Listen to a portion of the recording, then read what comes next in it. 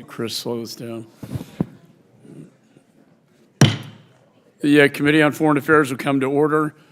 Purpose of this hearing is to assess the accountability mechanisms that ensure American taxpayer money is being spent as intended in Ukraine.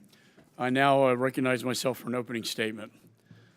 It's been a year since Vladimir Putin launched his unprovoked war of aggression in Ukraine.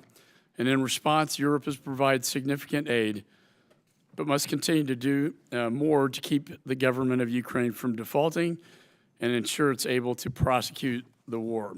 Additionally, Congress has also provided a significant amount of assistance to Ukraine to ensure Putin's aggression is stopped at Ukraine's border and that a NATO ally is not next. I've supported U.S. assistance because a victory by Putin in Ukraine would further embolden Americans' adversaries, from Chairman Xi in Beijing to the Ayatollah in Tehran to Kim Jong-un in North Korea. However, it's imperative that the American people know about the existing accountability mechanisms, including third-party monitors such as Deloitte and the robust oversight being conducted by Congress, and in particular this committee. When Republicans took the majority, we made it very clear that accountability will be paramount to continued assistance in Ukraine. This is just the first of many hearings and briefings I will hold to ensure the assistance we are providing is being used as intended. Of the $113 billion appropriated across 4 supplementals, approximately 60% is going to American troops, American workers, and to modernizing American stockpiles. In fact, only 20% of the funding is going directly to the Ukrainian government in the form of direct budgetary assistance. As required by law, these funds are only dispersed to Ukraine following verification that the money is spent on approved items and activities. All funds are also subjected to external third-party monitoring by Deloitte. They are conducting randomized spot checks to verify the use of this assistance. Additionally, they are working with Ukraine's Ministry of Finance to review its monitoring, transparency, verification, and reporting systems and procedures. Today, we have the opportunity to question the independent inspectors generals from the Department of State, USAID, and the Department of Defense. This is the first time all 3 of you have appeared together before any committee to discuss your oversight role in the 64 planned and ongoing audits and reviews of U.S. assistance to Ukraine. Your work is a critical component to ensure that Congress is being good stewards of the taxpayers' money. And it's necessary to prevent waste, fraud, or abuse, and if need be, investigate and resolve any incidents. Congress has also been exercising oversight. Through the passage of several bills, we have ensured that there have been 39 accountability provisions passed into law. And since day one as chairman of this committee, I've been actively exercising my constitutionally guaranteed responsibility to pursue stringent oversight as well. My first committee meeting was a classified briefing on the U.S. response to Russia's full-scale invasion of Ukraine. And last month, I led a congressional delegation to Ukraine and Poland to conduct in-person oversight of U.S. aid to Ukraine. I saw firsthand the process is working and delivered a clear message not only to our embassy team, but also to President Zelensky about the importance of U.S. aid to be spent appropriately to guarantee continued support. In short, every dollar counts. The Biden administration should expect this committee to continue to be vigilant in demanding transparency and accountability for U.S. assistance to Ukraine. To be clear, I do not conduct this oversight to undermine or question the importance of support for Ukraine, but rather, to the contrary, oversight should incentivize the administration in Ukraine to use funds from Congress with the highest degree of efficiency and effectiveness. And while there is strong bipartisan support on this committee and in Congress for the continued support of Ukraine, transparency and accountability are critical to ensure the aid we are providing is being used as intended and it advances U.S. national security interest. The American taxpayer wants and deserves accountability. They want to and deserve to know where their money is going. And in closing, I just want to say, as I met with all three of you, as the first supplemental was passed, I know speaking with the State Department, with Samantha Powers at USAID, with the Department of Defense, with our ambassador to Ukraine, I stressed to them the importance of putting mechanisms early in place from day one to ensure we had accountability in place. And I think we're going to hear from you that how that has been working. It's always better to be in right at the beginning rather than later on when something wrong has happened. So I really appreciate you being here today, and I look forward to your testimony. And with that, I recognize the ranking member. Thank you, Mr. Chairman, and thank you to our witnesses. As we all know, Russia's brutal war against Ukraine grinds into its second year, and Congress and the American people will continue to stand with the brave Ukrainians who are defending their rights and freedom. Ukrainians did not ask for this unjust war of aggression. They are only asking for our support as they defend their home and their sovereignty. And it is in our national interest to provide that support to Ukraine so it may win this war, which it will. Our effort isn't just about Ukraine and its citizens. This struggle is for democracies around the world and free people standing up to brutal autocrats like Putin to reinforce the notion that might does not make right. You know, when I was chairman and served this chair, I was proud to lead congressional delegations to Ukraine, Poland, Moldova, NATO headquarters, and other critical neighboring countries in a bipartisan fashion before and after the February 24th full-scale invasion. And we were together on many of those trips. And I believe bipartisan unity strengthens our coalition of allies and partners. And I want to thank the chairman who traveled with me to many of those places, and we worked very collectively in that regard as we continue to do here. So on those visits and in the hearings and briefings that we've held over the years, we've had the opportunity to see firsthand the impact that American assistance to Ukraine has had on the trajectory of this war. And we've also had the opportunity to regularly engage with the administration on its diplomatic and military strategy, as well as the unprecedented oversight the administration and the officers of our witnesses here today are undertaking. Which is why, to be frank, you know, and it's not the chairman, and I disagree with the premise cited by some others on the other side of the aisle who are falsely claiming that support for Ukraine is, and I quote, a blank check. This is simply not based in fact, and either reveals a lack of understanding of the safeguards that are already in place on our assistance to Ukraine, or worse, an effort to mislead the public to undermine the assistance and Ukraine's defense against Russia's invasion. Embedded in our country's support for Ukraine are strict oversight mechanisms. Every dollar in shipment of U.S. security assistance provided is audaciously tracked by an integrated whole-of-government effort led by the Departments of State and Defense. These mechanisms aren't new.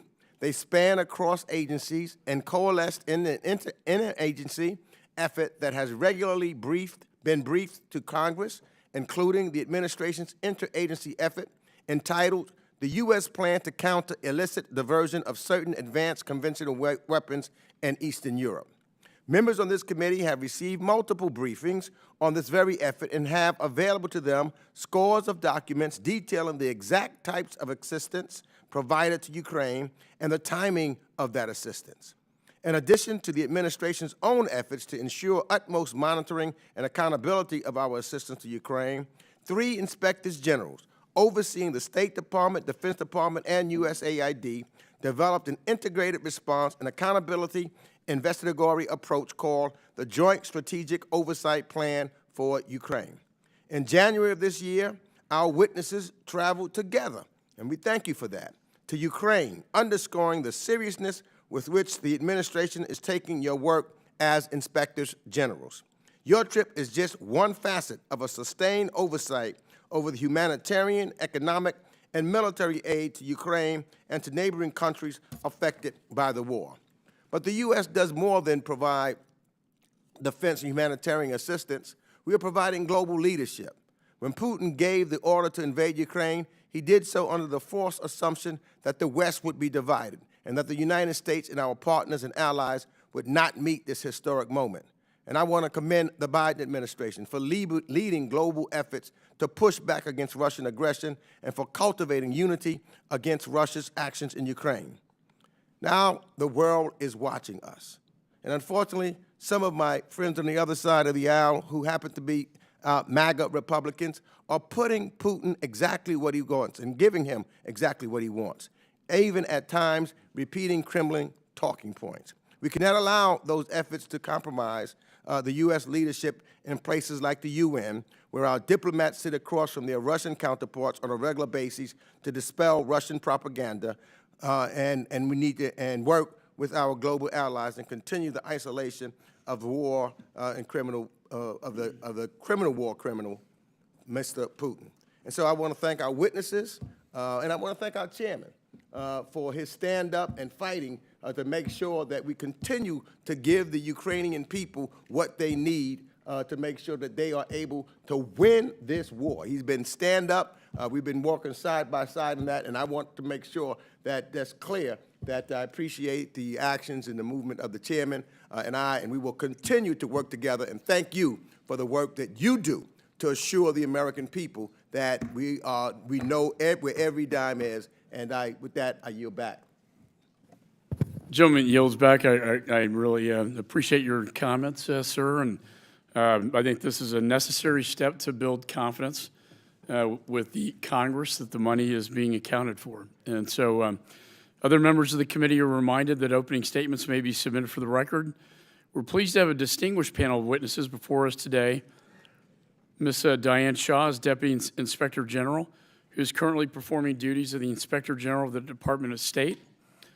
Ms. Nicole Angarella is the Acting Deputy Inspector General, who is currently performing the duties of Inspector General at the U.S. Agency for International Development. And Mr. Robert Storch is the Inspector General at the Department of Defense. I want to thank all of you for being here today. Your full statements will be part of the record, and I ask that you each keep your spoken remarks to 5 minutes. I now recognize Ms. Shaw for her opening statement. Good morning, Chairman McCall, Ranking Member Meeks, and distinguished members of the committee. Thank you so much for inviting me to discuss the Department of State Office of Inspector General's oversight of the U.S. government response to the war in Ukraine. I'm very pleased today to be joined by my counterparts from our primary oversight partners in this space, the U.S. Agency for International Development and Department of Defense OIGs. To date, Congress has appropriated more than $100 billion to fund a vast array of activities in support of the U.S. response to the war in Ukraine. And we in the oversight community recognize that it is vitally important to our stakeholders, including all of you and the American people, that those precious resources reach their intended beneficiaries and accomplish intended goals.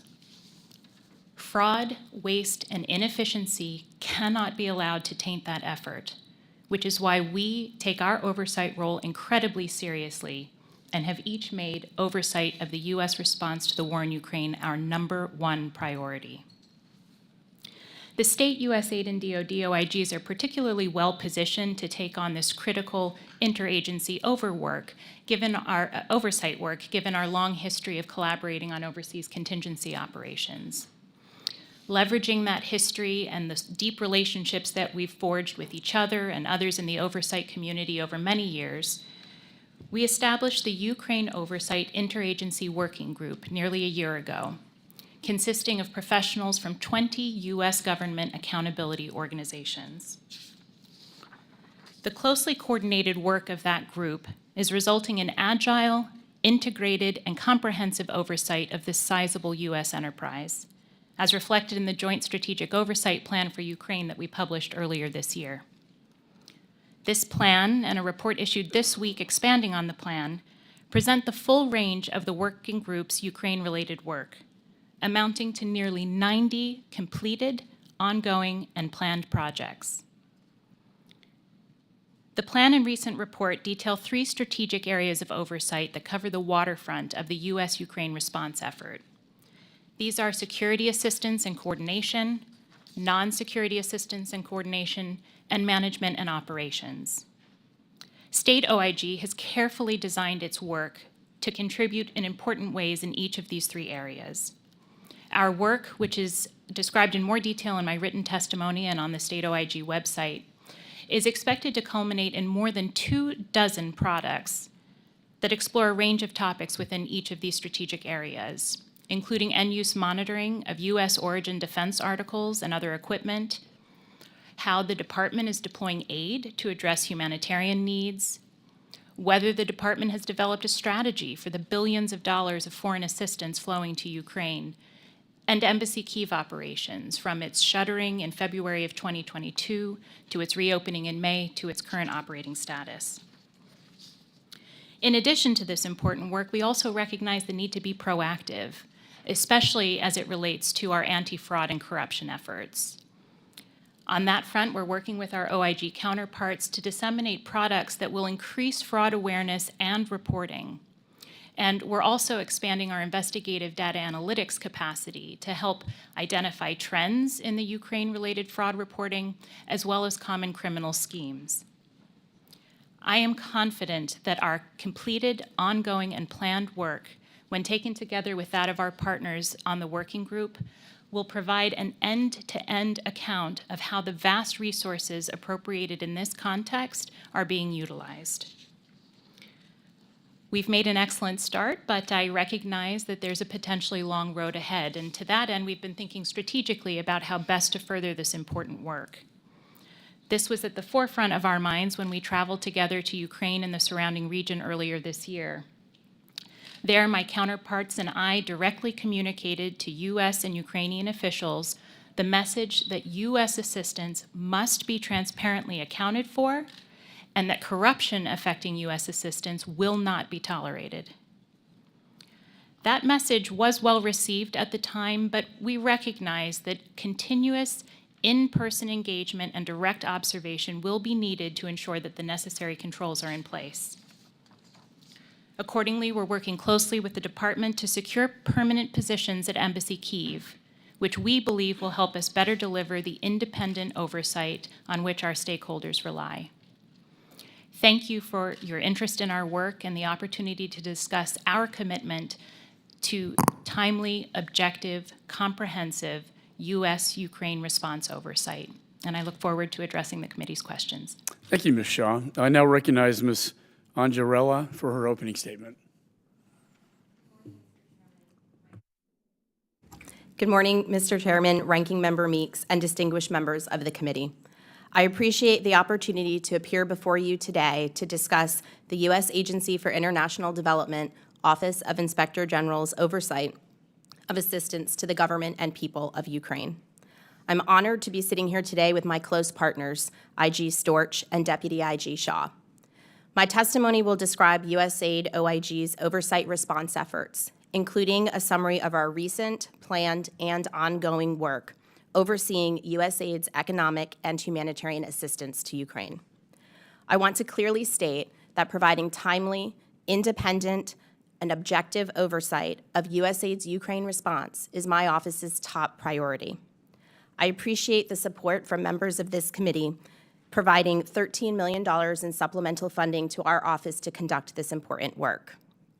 Since the start of Russia's invasion, USAID has been the primary agency providing non-security assistance to Ukraine. This includes $22.9 billion appropriated in direct budget support, more than $1.4 billion in humanitarian assistance, and more than $800 million in development assistance. This support requires proportionate levels of independent oversight. To provide this oversight, USAID OIG has more than 60 staff supporting its Ukraine portfolio. Over the last 9 months, we issued 8 products, including a joint strategic oversight plan with our IG partners. Our first advisory report drew from our previous work and experience providing oversight of USAID's programming in other complex environments. Each of these responses presented unique challenges for USAID, but they shared common risks that we highlighted for the agency as it initiated programming in Ukraine. Next, we issued a fraud alert, identifying common schemes likely to affect USAID programming. Following its issuance, a major USAID contractor in Ukraine reported to us an allegation of collusive bidding, which they identified prior to making a subaward. We immediately issued a second fraud alert, warning the aid sector working in Ukraine to look for and report similar schemes. In addition, our investigators have provided more than 20 fraud awareness briefings to nearly 1,000 individuals supporting USAID programs in Ukraine. We worked closely with our colleagues at State and DoD to issue joint hotline materials in both Ukrainian and English. Since broadcasting our joint message to report fraud to the IGs, my office has received 178 reports related to Ukraine. This is a 556% increase in reports from the previous 11-month period. To date, we have no serious criminal findings associated with USAID assistance to Ukraine. This increase in reporting, however, shows that our outreach is working and that individuals know how and who to report potential misuse of USAID funds to. We also issued 3 products related to USAID's direct budget support: an information brief that described the 3 different World Bank trust funds and their oversight mechanisms. We found the oversight mechanisms align with GAO's federal standards for internal controls. In a future report, we will assess the effectiveness of those established mechanisms. Our work is also enhanced by longstanding partnerships and MOUs with our oversight counterparts at UN agencies, the World Bank, and bilateral donor countries. With the current limitations on U.S. government personnel in Ukraine, these relationships offer a front row seat to what is happening on the ground. This collaboration also sends a powerful message that we are united and that we will use our collective resources to ensure donor assistance reaches its intended recipients. Looking forward, USAID OIG has 22 planned and ongoing oversight projects related to Ukraine. This work aligns with USAID's major programs, objectives, and funding in Ukraine. Internally, in furtherance of our oversight work, we are recruiting surge capacity staff, enhancing our data analytics program, working to add permanent IG positions in Kyiv, and we are continuing to develop products that will provide timely information to policymakers. As the head of USAID's Office of Inspector General, Congress and the American people have my commitment to independent, transparent, and timely oversight of USAID's Ukraine response. Further, I'm committed to helping lead, with Diana and Rob, our interagency working group. Together, we will ensure a comprehensive, efficient, and whole-of-government approach to our work. Thank you for your support of USAID OIG. I look forward to your questions in the discussion today. Oh, thank you for that testimony. I now recognize Mr. Storch for his opening statement. Good morning, Chairman McCall, Ranking Member Meeks, and distinguished members of the committee. Thank you for the opportunity to appear before you today to discuss the DoD Office of the Inspector General's ongoing robust oversight of U.S. security assistance to Ukraine. Together with our colleagues from the Department of State, OIG, and the U.S. Agency for International Development, OIG, and the other members of the 20-agency-strong Oversight Working Group, we are actively engaged in a whole-of-government approach to ensure a comprehensive, independent oversight across the full range of U.S. assistance to Ukraine. In January, as has been mentioned, we published our Joint Strategic Oversight Plan for Ukraine, and just yesterday, we publicly released a congressionally mandated report updating the status of our joint oversight efforts. As IGs, our offices conduct oversight through 2 basic means: programmatic audits, evaluations, and other reviews, and investigations into allegations of fraud, waste, abuse, and other criminal conduct. Since the 2022 invasion, the DoD OIG has issued 5 programmatic reports related to U.S. security assistance to Ukraine, including 2 management advisories that identified areas of concern that we found could impact the DoD's ability to transparently track and report the supplemental funds appropriated for Ukraine, and our most recent report, in which we made recommendations to assist the Army with its maintenance, inventory, and other processes for pre-positioned equipment in the region. We currently have some 21 ongoing and planned projects that cover the full spectrum of what is essentially a train and supply mission for the DoD, focusing on, among other things, ensuring that tax dollars are used properly, that there's appropriate accountability for weapons and other material, and that U.S. stocks are appropriately replenished so they're available should they be needed elsewhere. Our ongoing and planned projects address critical issues like security and accountability controls for the transport of weapons and equipment, intelligence sharing, the replenishment of U.S. weapons stockpiles, controls for validating and responding to requests for support, the maintenance and sustainment of weapons provided, the training of Ukrainian soldiers to use those weapons, awards of non-competitive contracts, and the DoD's execution of funds appropriated to assist Ukraine. As our work is authoritative because we follow rigorous, established standards and processes, I can't release the results of our oversight projects prior to their completion, but I want to assure you that we at the DoD OIG are committed to being as agile as possible in bringing our oversight to fruition and as transparent as possible in making the results of that work available to the Congress and the public.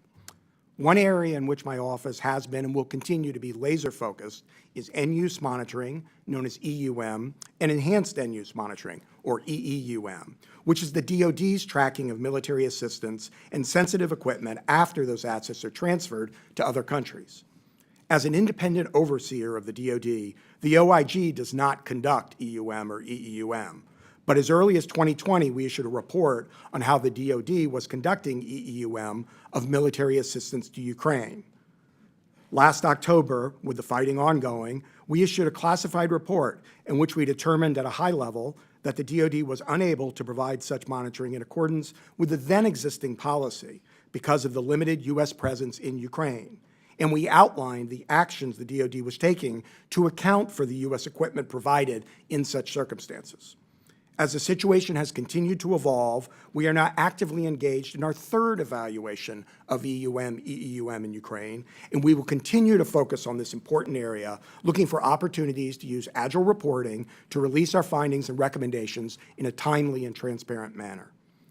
In addition to this robust slate of programmatic reviews, the DoD OIG's Defense Criminal Investigative Service is actively engaged in conducting fraud prevention and investigative activities, leveraging its existing relationships and experience conducting investigations in combat environments around the world to ensure the integrity of U.S. assistance to Ukraine. While I cannot, of course, comment on any ongoing investigations, based on our completed work, we have not substantiated any instances of the diversion of U.S. security assistance to Ukraine. The DoD OIG has more than 90 professionals engaged in oversight of security assistance to Ukraine, including some 20 positions forward deployed in the region, and we are seeking to establish a persistent presence at the embassy in Kyiv to further our future oversight work. Working hand in glove with our oversight partners, my office will continue to make robust, independent oversight of U.S. assistance to Ukraine a matter of the highest priority for as long as the conflict and the need for oversight continue. Thank you for the opportunity to speak with you today. I look forward to your questions. Thank you, Mr. Storch. I'll start with you. And as I said in my opening statement, I'm very, from day one, when we had the very first supplemental package, I think putting these mechanisms in place with 3 inspector generals, a Deloitte audit, that's really the way to do this is right at the beginning, not at the tail end. So, I'm pleased that we were able to make that progress. I was in Poland and Ukraine about a month ago, and I went to the 101st Airborne, where the logistics of all the weapons are going in country. It's quite fascinating to see that amount of NATO weapons from all different countries being, merged together, in a pipeline, and then the communications with the Ukrainians, also with the parts and repairs. And it was, I don't think the United States has ever been engaged in anything quite like this. In the weapons, I was assured that there is a system of barcoding with the weapons and in-use monitoring. Could you explain that process to the members? Thank you very much for the question. As you say, it really is remarkable to see the efforts that are being made to transport such large volumes of equipment and increasingly sophisticated equipment and to get it to the battlefield in a timely fashion, and then, as you say, to ensure appropriate maintenance and sustainment as well. One of the things that DoD, based on our work, has emphasized, and we've been overseeing to make sure they emphasize, is the accountability of that assistance throughout that supply chain, right? So starting when the material first heads out, watching as it's transported throughout the process, as it gets over into Europe, and then it's transported on into Ukraine. And as you say, one of the things that the DoD has testified about, and frankly we're looking at in our ongoing review of EUM and EUM, is this system of barcoding that's been put in place to help to track the equipment once it enters into the country. So that's an area that the department has been exploring. We looked back in 2020 in our initial EUM evaluation at the earlier stages of that. It's now moved forward, and we're continuing to look at that in our ongoing evaluation. Yeah, and any ways that we can even improve upon what is already, I think, a good system, please let me know. When I was there at that time, they said there had been no illicit diversion of U.S. weapons transferred to Ukraine. Does that still remain the case? As I said, based on our substantiated work, we have not substantiated any instances of diversion. And with regard to the improvements in the system, I just say that's a big part of why we do this work, right? We're looking for compliance, but we're also looking for ways to improve the economy, the efficiency, and the effectiveness of what, in my case, the DoD is doing with this. So we're absolutely focused on that, and we'll continue to report on it as transparently as we possibly can. Ms. Angarella, I am glad to see that our European partners are starting to finally step up to the plate. I think they could do more. I think Eastern European NATO allies have borne the brunt of this, and because it's in their backyard, I think the Western NATO countries could do a better job stepping up. And we've seen, some countries do this. Japan is one of the top givers now, right? And I think we're going to continue to press them. I don't think the United States should bear the burden of this war and responsibility when it's in their own backyard. I know that's not part of your job description, but I just make that as a statement. But for U.S. direct budget support to Ukraine, can you tell us about the existing accounting mechanisms in place, and have you seen any misuse or fraud in these funds? Thank you for your question. I'll start at the end to state that from our substantiated work that we've done thus far, we have not identified any instances of fraud or misuse with respect to the direct budget support. Starting at the beginning, there is a multi-tiered response and oversight framework in place with many different organizations reporting and providing oversight, starting with the government of Ukraine and the Ministry of Finance. The U.S. government's direct budget support is going through the World Bank through 3 different trust funds. The major one where the majority of money is going through is operated on a reimbursement basis. So once expenditures are made and they are determined to be eligible by the government of Ukraine, they are then submitted to the World Bank, and the World Bank reviews those expenditures for eligibility as the trustee. On top of that, as you mentioned, USAID, the agency, is doing its own oversight and monitoring as the owner of this programming and the agency in which the money is flowing through. They have contracted with Deloitte, as you mentioned, to do capacity building and monitoring in Ukraine to help build up the internal capacity of the government of Ukraine to do that work. Additionally, USAID has partnered with GAO, the agency, not the IG, to do capacity building and training for the external auditors and the Supreme Audit Agency within Ukraine. On top of that, USAID OIG is providing oversight, and where our role is important is looking at the complex structure that's in place and identifying any gaps, any weaknesses, and most importantly, in providing an independent assessment of the monitoring and the reporting that's being done. So to date, our office has issued 3 reports already on direct budget assistance, and we have 2 being worked on right now. And additionally, we have memorandums of understanding, USAID OIG, with the World Bank, their integrity office and their internal audit office, so that we have ease of access and constant discussions with their internal compliance and investigative bodies. So in all of those areas, there are multiple people performing oversight, and our job as the independent body is to assess that oversight. Well, thank you. I think putting these mechanisms in place from day one has really helped prevent, ounce of prevention's worth a pound of CARE has really helped prevent, I think, fraud, waste, and abuse, and that's why I think we're getting these positive reports from all three of you. So with that, I now recognize the acting ranking member, Ms. Manning. Thank you very much, Mr. Chairman. It is in our national interest and in the interest of the free world that the United States, our allies, and our partners continue to provide robust support for the government and the people of Ukraine. We must stand firmly with a strong democratic Ukraine against the brutal war of aggression by Russia and its autocratic leader, Putin. In order to ensure that the support we provide is as effective as possible, it's critical that we have strong and timely oversight.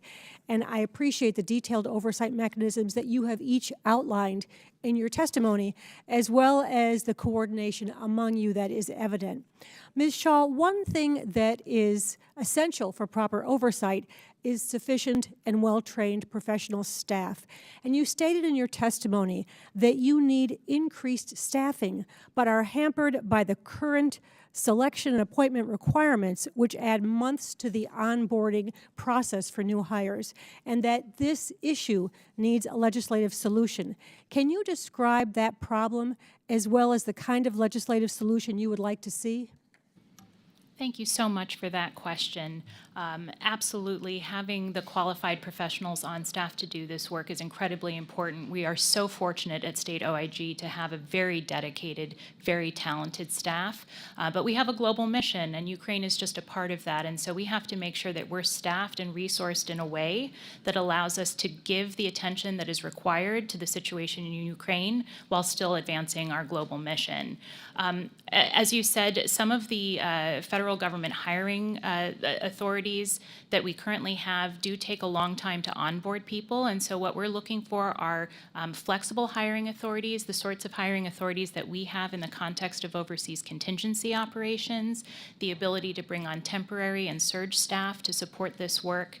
And something else that I think could be important is extending the period of availability of the supplemental funding that we have been given. That is set to expire at the end of fiscal year 24, and I think we expect that our oversight role will extend beyond that.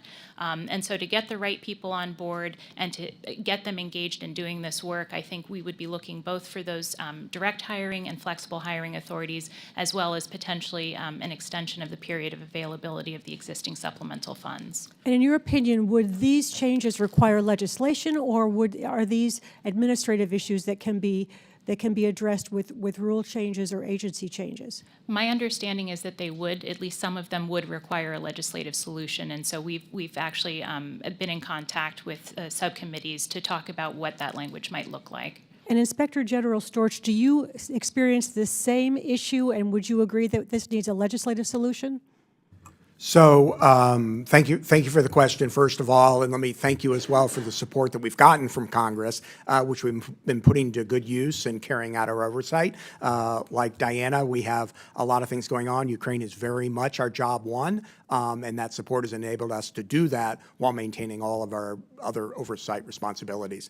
In terms of future hiring flexibilities, in our case, we're probably not quite as, don't need quite as many different ones as state, perhaps, but we have identified one area where there could be some additional flexibility in the area of direct hiring authority that would be of assistance, and we also have been engaged with the Hill to talk about what that would look like. That would need also legislation as well, but it's something that would be helpful just to enable us to be a little bit more agile and flexible in getting staff on board. So I thank you for the question. Thank you. And Ms. Angarella, I notice you're nodding your head. Is this an issue in your capacity as well? Yes, I would, not to restate what Diana and Rob both said, but it's probably worth a little bit of an exclamation point that staffing, we spend our money through staff as IGs. That's what we do. And so when we are graciously appropriated money to do our important work, bringing on staff is how we spend the money and do the work. And so any flexibilities we can have that can expedite our ability to bring on experienced staff would help us do that work. Thank you. And Ms. Shaw, are you concerned at all that the the staffing issues that you've just outlined that are required to provide oversight in this area that you are at risk of having to take your eye off the ball in other areas that Department of State deals with? So I'm glad to say that I don't think that that is a risk that has materialized, but it is something that we're keeping a close eye on. And so it's not a situation we want to find ourselves in, which is why we're giving so much thought to this situation right now.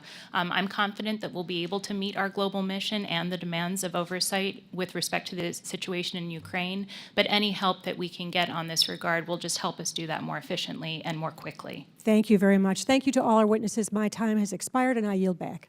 General A yields. Chair now recognizes Mr. Smith. Thank you very much, Mr. Chairman. I appreciate you calling this very important hearing. This is an issue that's on the minds of many of our constituents. They want to make sure that the money is being very well utilized with total transparency. And again, I want to thank our three Inspector Generals for your leadership. Aggressive oversight obviously mitigates criminality. It also encourages the proper use of scarce resources. So thank you so very much for that leadership. A couple of questions. One of them would be, Ms. Anna Garella, you had mentioned that there were no serious criminal findings. And I wonder if you could just explain to the committee how you define serious and maybe some examples of what other types of criminality or what you thought was didn't rise to the level of serious but is a problem. I would also all of you, what were the lessons learned from Iraq? We had IGs there, obviously, and a lot of money went the wrong way and went wayward. And I'm sure you've taken into account all the years to date work that hopefully leads to a better bit of work.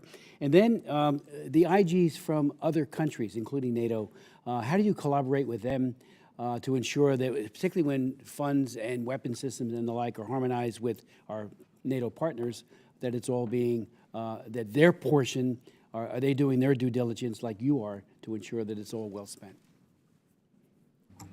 Thank you for your question. What I mean by serious findings is after a process of thorough investigative work or audit work done to the standards that my IG counterpart Storch described in his statement are followed through with. So to date, we have not substantiated any allegations. We have 2 open investigations and 5 that are in the preliminary stages where we're doing more due diligence and taking additional investigative steps to see if they meet the level of investigative resources. So, but they have not been substantiated. And by serious, the example that I gave of the collusive bidding scheme, which was reported to us by one of USAID's major contractors that are working in Ukraine, is an example of a common fraud scheme that we see in USAID's programming around the world. And in that instance, the contractor identified it before they made the subaward to the collusive bidder. On your last question, which I think is really important about NATO or for USAID's perspective, other bilateral donor coordination, that is a huge percentage of the time and resources we spend doing as USAID OIG. Much of USAID's work is different than other IG offices, including ones that I've worked at, in our work is done overseas. It's not done in the United States. So we absolutely have to coordinate and communicate with other donor countries and specifically their oversight organizations. So we have long-standing relationships and memorandums of understanding in place with other bilateral donors, such as the EU Anti-Corruption Unit, OLAF, and also with UN organizations, because significant amounts of USAID's programming is done through UN organizations. We have similar MOUs and relationships and collaboration in place with the UN organizations. For example, WFP, I just returned with my staff from Rome, meeting with and re-signing an MOU with the WFP IG, as well as meeting with Ambassador McCain and talking about oversight and collaboration issues. So it's a key part of us doing our work effectively. I was just going to add, with the part that you opened up to all of us, what I agree with everything Nicole said, and would just add as well that, one of the things I think that we've learned around the world, and the chairman referred to this at the very beginning, is the importance of getting in early and getting established early and doing the oversight. So Iraq was way before my time as the DoD IG. But having said that, one of the things we've really been stressing, and I think you heard it in all of our opening statements, is the importance of coordinating early, working together up front to get ahead of oversight, so that we're not playing catch up later. So that's one important lesson. And then the other one is coordinating amongst ourselves and with our partners. And all of our offices have robust relationships with, we have our own law enforcement, we have law enforcement all over the world that we have established relationships with, and that's really important as well. And then the final thing I'd add is we've learned a lot by doing oversight in conflict situations about what are the type of risks that are presented. Some of it on the front end, things like contracting type risks and things like that when there's a lot going on in a short period of time. And how do you get in front of that? So for instance, my office has literally done dozens of fraud briefings in the region where we've gone out and talked to folks who are engaged in this about what to look for. So I think we've learned a lot. I'm out of time, but just maybe sometime during the course of your answers, in-country risk to your forward deployed investigators, have any been hurt?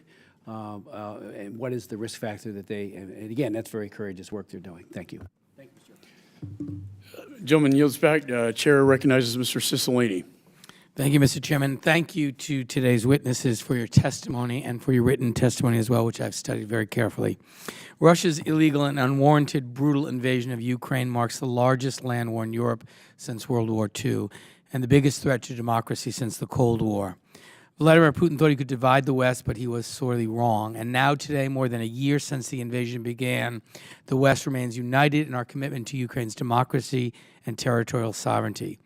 President Biden and his administration restored America's standing on the world stage and helped unite NATO and the West to provide Ukraine with the help they needed to protect their country and stand up to authoritarianism. Over the last year, the United States and our allies have provided military, economic, and humanitarian assistance to our Ukrainian allies in their fight for freedom. Military assistance has given brave Ukrainians on battlefields across their country the tools needed to fight back Russian forces. Economic or direct budget assistance has been deployed through the World Bank to help pay the salaries of healthcare workers, teachers, and pensioners, allowing the Ukrainian government to focus on providing basic services to its citizens and winning the war. And humanitarian assistance has been critical in delivering safe drinking water, emergency food, generators, and medical equipment to vulnerable Ukrainians across their country. These different sources of funding represent the comprehensive approach that the Biden administration is taking to ensure that Ukrainian families have access to basic services while their loved ones risk their lives in defense of their country. Throughout our nation's history, we've learned a lot from U.S. involvement in conflicts abroad about the importance of having robust oversight of foreign assistance, ensuring that dollars are being used for the prescribed purposes. The Biden administration and the Ukrainian government understand the need for trust and accountability just as much as we do. It's important to note that for Ukrainians, the very existence of their country and identity is at stake. So they have a vested interest in rooting out corruption and any person who would jeopardize further foreign assistance. That is why, since the beginning of this conflict, both the Biden administration and the Ukrainian government have emphasized the need to prioritize accountability by creating layers of oversight. For example, USAID currently provides direct budget support through the World Bank within the Public Expenditures for Administrative Capacity Endurance, or the PEACE program. That program only allows for funds to be sent to projects within a pre-approved expenditure category that have been verified as an actual expenditure. These funds can only be sent on reimbursement, meaning that none of this funding can be spent discretionarily. The PEACE program has additional auditing and reporting requirements built into it, which serves as additional accountability mechanisms. In addition, USAID has recruited the firm Deloitte, an independent third party, to oversee the use of funds by the Ukrainian government. The Government Accountability's Office Center for Audit Excellence has created a new partnership with the Ukrainian government to strengthen the ability of Ukraine's own auditing institutions. And today, Inspectors General of the State Department, Department of Defense, and USAID have shared the work they are carrying out every day to oversee their respective departments and agencies to ensure both transparency and accountability. The Biden administration and the Ukrainians know just how important it is to build trust, to show the American taxpayers where their dollars are going. That's why they've taken extraordinary steps to build upon existing mechanisms and to create new ones to establish even more transparency and accountability. Our work to support Ukraine here in Congress has been largely bipartisan because we, especially those on this committee, understand what is at stake if Vladimir Putin is successful in this war. And it is my hope that we can continue to support the people of Ukraine in the same way as they fight for their freedom. And I really want to use my time to thank the witnesses for the work that they are doing and leading this effort to establish without question the prudent, effective, and proper use of American funding for this effort to protect democracy. And I'll just ask Ms. Angarella if you would just maybe briefly describe in the time that's left why this reimbursable model is so effective in ensuring proper oversight of funding in the war context. Sure, thank you for your question. I'll start by saying, as the IG, we didn't have a role in determining the mechanism or setting any policy for how it would be done. From a subject matter sort of expertise level, the reimbursement mechanism, as you so accurately described, is on eligible expenditures. And so what that allows our office to do is to review the reports and to assess from an independent standpoint whether the expenditures were eligible. So that mechanism that was chosen by the decision makers gives us the flexibility to look at specific expenditures as opposed to just dollars going into a general account. Thank you so much, and thank you again for all of your work, the three of you. And I yield back, Mr. Chairman. Gentleman yields. Chair recognizes Mr. Perry. Thank you, Mr. Chairman. Let me start out by saying that no one on this committee, no one in America, left or right, agrees with the actions, the decisions of Vladimir Putin or Russia regarding Ukraine. Let me just say that outright.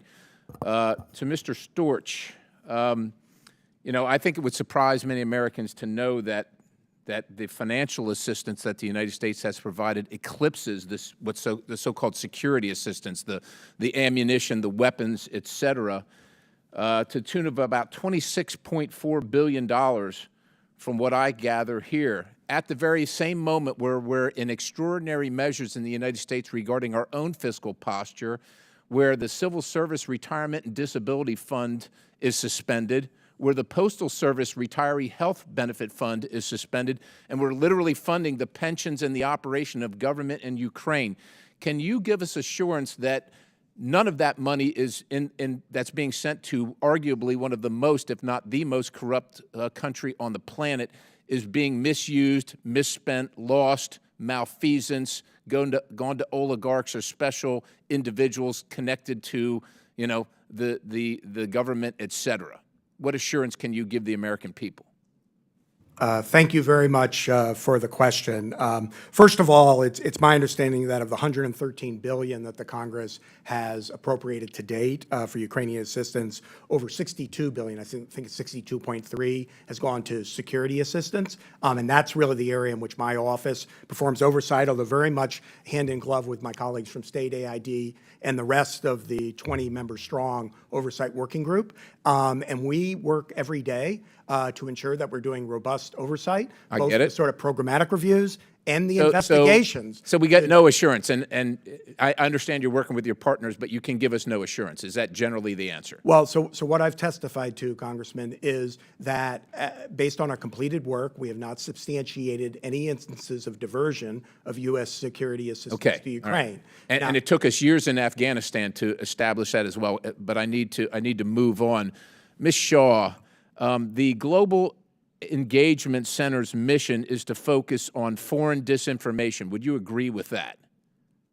Yes, I believe that's accurate. That's their mandate, right? So is a government agency authorized to violate the First Amendment rights of U.S. citizens?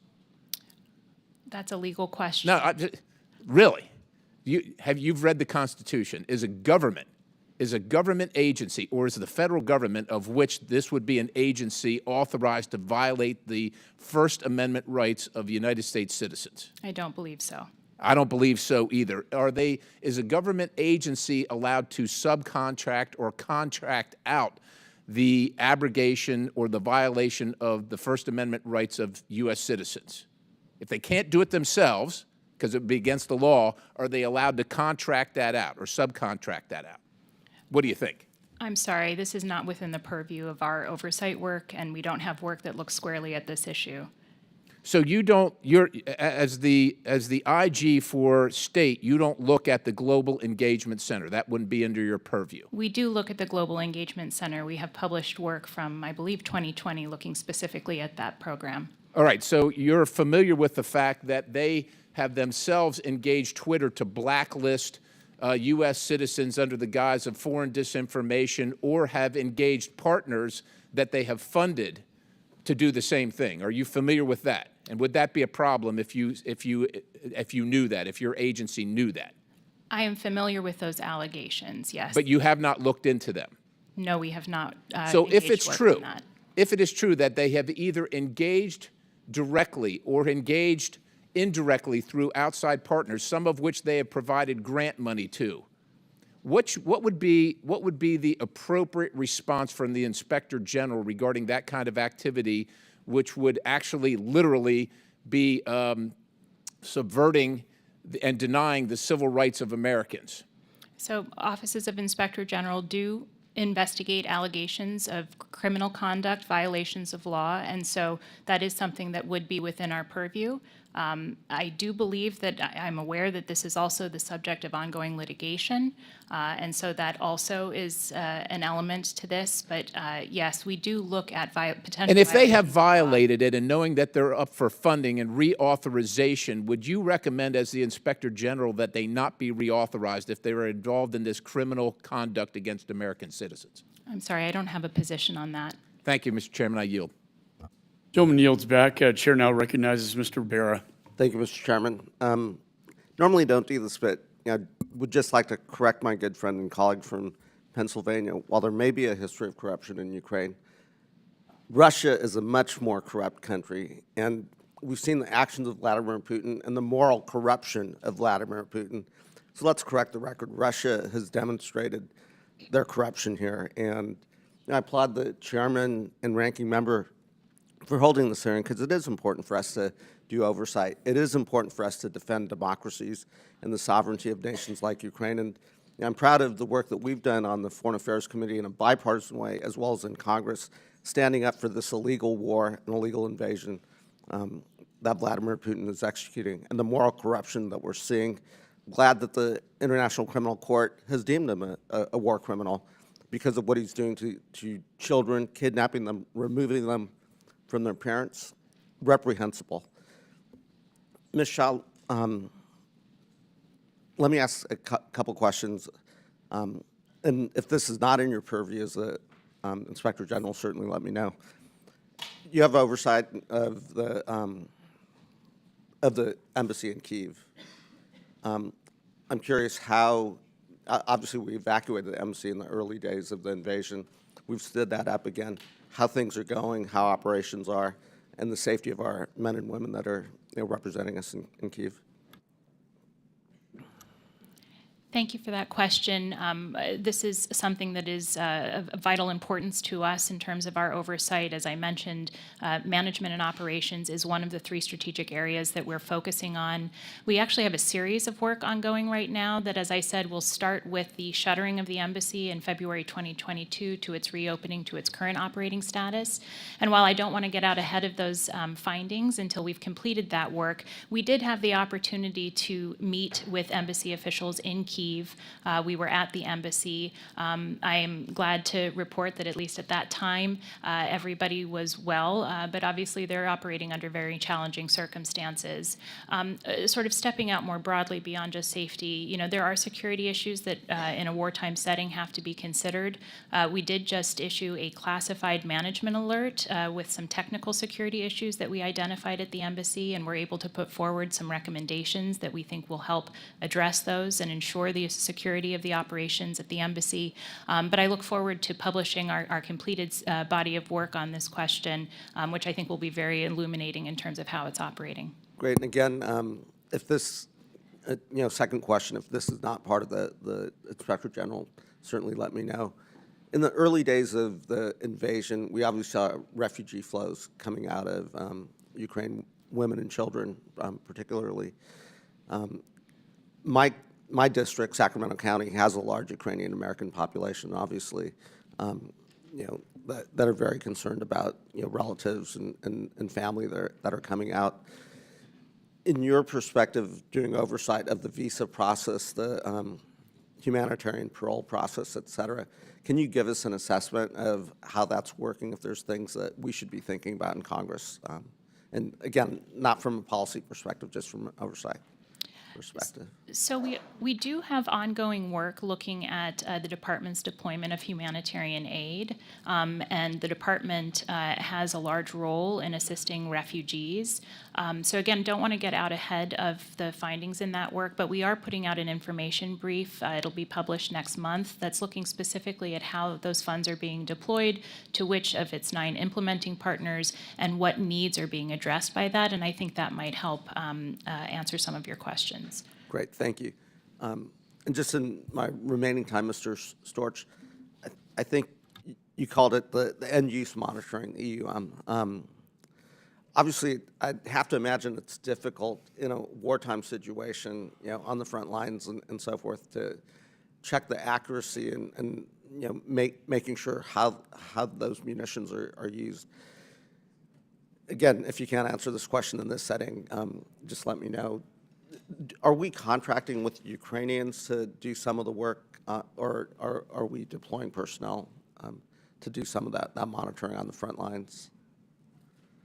So I appreciate the question, and yes, you're right. I mean, for instance, the point that the chairman made about using scanners, right? One of the things that the American military has done in a difficult situation is tried to figure out alternatives as to how to comply with EUM requirements and ensure the accountability of the material that's being provided. The details of that, as I think your question suggested, some of that's classified. That's why our October 2022 report was classified. So I can't get into that. But I will say, as we look at that, one of the things we're doing as an oversight entity is looking at the alternatives that are being employed and trying to make recommendations as to how to do that as effectively as possible in what is, as you say, a wartime situation. Great. My time's expired. I yield back.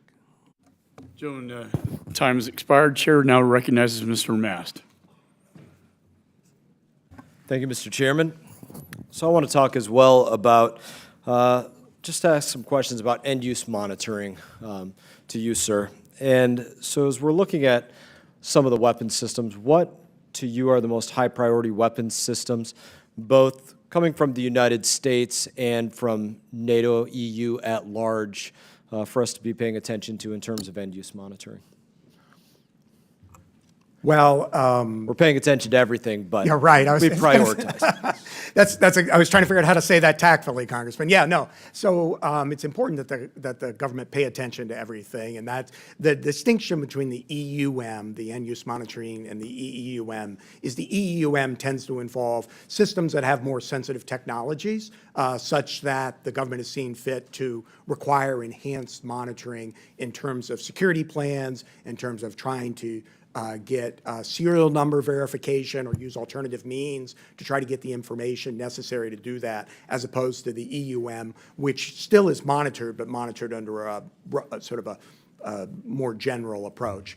So the type of systems that are under EUM, and there's a list of them that include these sort of things, include things like the Javelin missiles, the ARAMs, the Advanced Medium Range Air-to-Air Missiles, the night vision devices, some of those are still on there, Stinger missiles, grip stocks, things like that are some of the ones that are subject to EEUM, the more enhanced monitoring.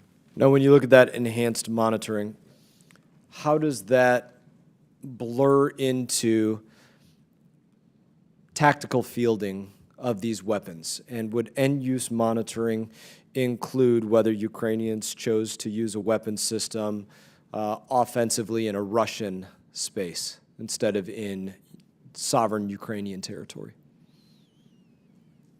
Is that your purview?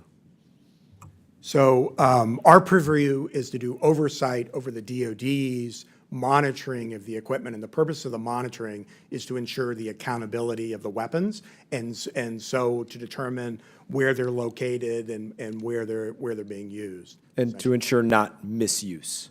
Essentially.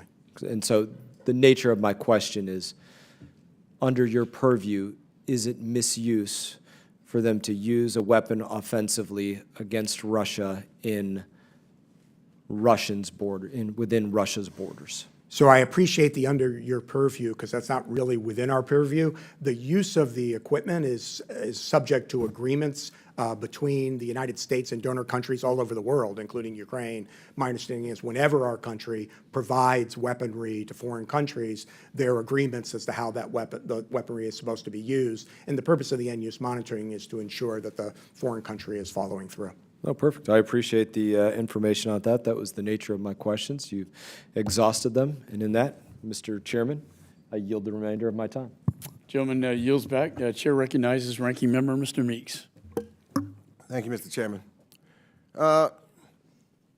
Our support to Ukraine is vital to keeping the state institutions and local and regional governments operating, preventing societal collapse. And we are helping keep hospitals and schools open as Ukraine's war fighters defend the Ukrainian people, and because they're fighting for their right to exist, actually. And, you know, I've been on this committee for both the wars in Iraq, wars in Afghanistan. So I want to ask about what sort of recipient government and society are we dealing with in Ukraine? Ms. Shaw, can you describe the ability and willingness of the Ukrainian government to assist in oversight efforts? And, well, let me just ask you that. Thank you so much for the question. So I would say that we're in the early stages of establishing our relationships with the Ukrainian officials. We did have the opportunity to meet with a number of important people when we were there in January. So we have a strong foundation. There was broad willingness on our trip in our conversations with others to open the books, to allow our oversight in. So we were very encouraged by that, but of course we need to follow through. And so we're working very hard to develop those relationships, both within the Ukrainian government, but also in law enforcement and prosecutorial entities. I think establishing and securing positions at Embassy Kyiv will be vitally important, in part because that allows us to further deepen those relationships, which will be critical when the time comes, if there is fraud or corruption identified, to actually ensure accountability. So what you see now, do you see any weaknesses in their, at least their efforts or at all in complying? So we haven't assessed their efforts to date, but I would say that we did not, or I should put it this way, uniformly, the people that we met with who would be the critical players for our oversight work were very open to working with us, and we've continued to see that sort of willingness as we've explored these relationships further.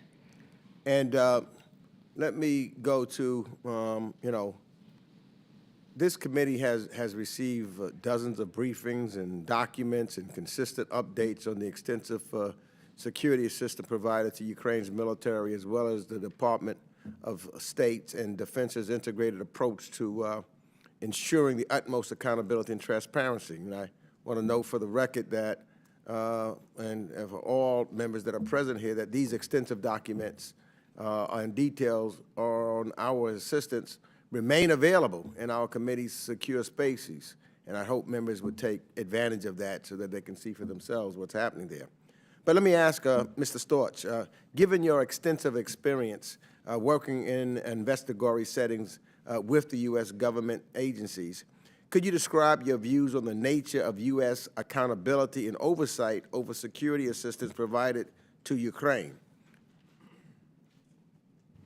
Thank you very much for the question, Congressman. I would say this has been a truly extraordinary effort from the very beginning on the part of not just my office, but my counterparts from state and USAID, and really the larger working group. It really is remarkable to see the way everybody has come together to ensure that, as Diana said, we're covering the waterfront, that there aren't any gaps in terms of the oversight we're doing on both the programmatic level, as I talked about, in terms of audits and evaluations, and on the investigative side. Our folks, when I said we're working hand in glove, we really are working hand in glove to make sure that there's comprehensive, robust oversight over all aspects of assistance. And so I think it truly has been remarkable. One thing I'd also add is that all of our offices have vast experience in doing this sort of oversight in similar settings. This is, every situation is different. One of the things about this that's different, I mentioned, is that this is essentially a train and supply mission. So for DoD, the vast majority of that mission takes place before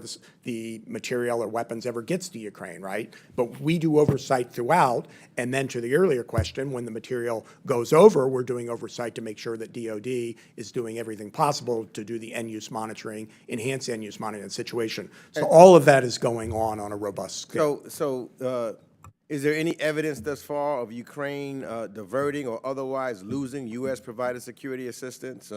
And finally, how is the 3IG effort examining and existing U.S. accountability mechanisms in use monitoring activities as the conditions in Ukraine evolve? So we have not, at DoD OIG, we have not substantiated any instances of diversion of U.S. security assistance. Obviously, we will continue to explore any allegations that are made and of any sort of waste, fraud, abuse, or misconduct of any kind. And in terms of how the oversight is working, it's ongoing. We've got, as I mentioned, the third EUM project going right now. We're looking to do some agile reporting so we can get out some management advisories early on while that project is continuing, because we're doing oversight at the speed of war, right? And then as we look to the future, we're already starting to plan for the next EUM evaluation. One of the things we learned from our trip over there, and it just makes common sense, is this situation's evolving rapidly, and that requires us as oversight entities to be agile in doing that oversight. So we're doing that, and we're going to keep doing it. Thank you. My time has expired. I yield back. Gentleman yields. Chair recognizes Mr. Issa. Thank you. I want to start off with a little outside the box question, but Ms. Shaw, you're currently acting. How long have you been acting? Since December of 2020. And the same for Ms. Aguilera? Since June 1st of 2022. Okay. And you're confirmed. When were you confirmed? I was confirmed on November 30th of last year. Okay. So you're confirmed. Your job does not serve quite as solely at the pleasure. For the other two of you, my understanding is you could be replaced at any time either by a confirmation or by simply a selection that they take somebody else. Is that right? In my case, certainly a nomination and a confirmation would ensure a permanent Inspector General, and I would revert back to my role as Deputy Inspector General. And they have not named one at State, is that right? There's not currently a nominee. How about at USAID?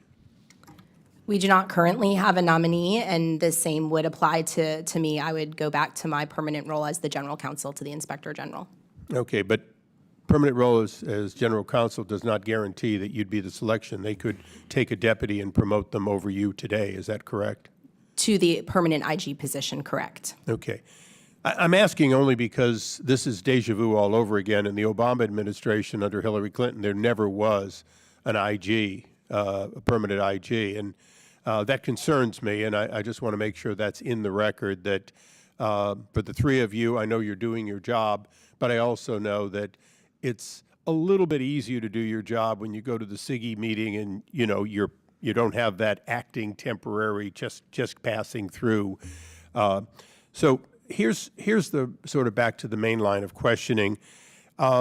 We have supplied training to more or less 100 countries, including we still supply training to Mongolia. We supply training to the Lebanese Armed Forces, the list, Jordanian, the list is endless. Is there anything special about the training for these people who, and the oversight?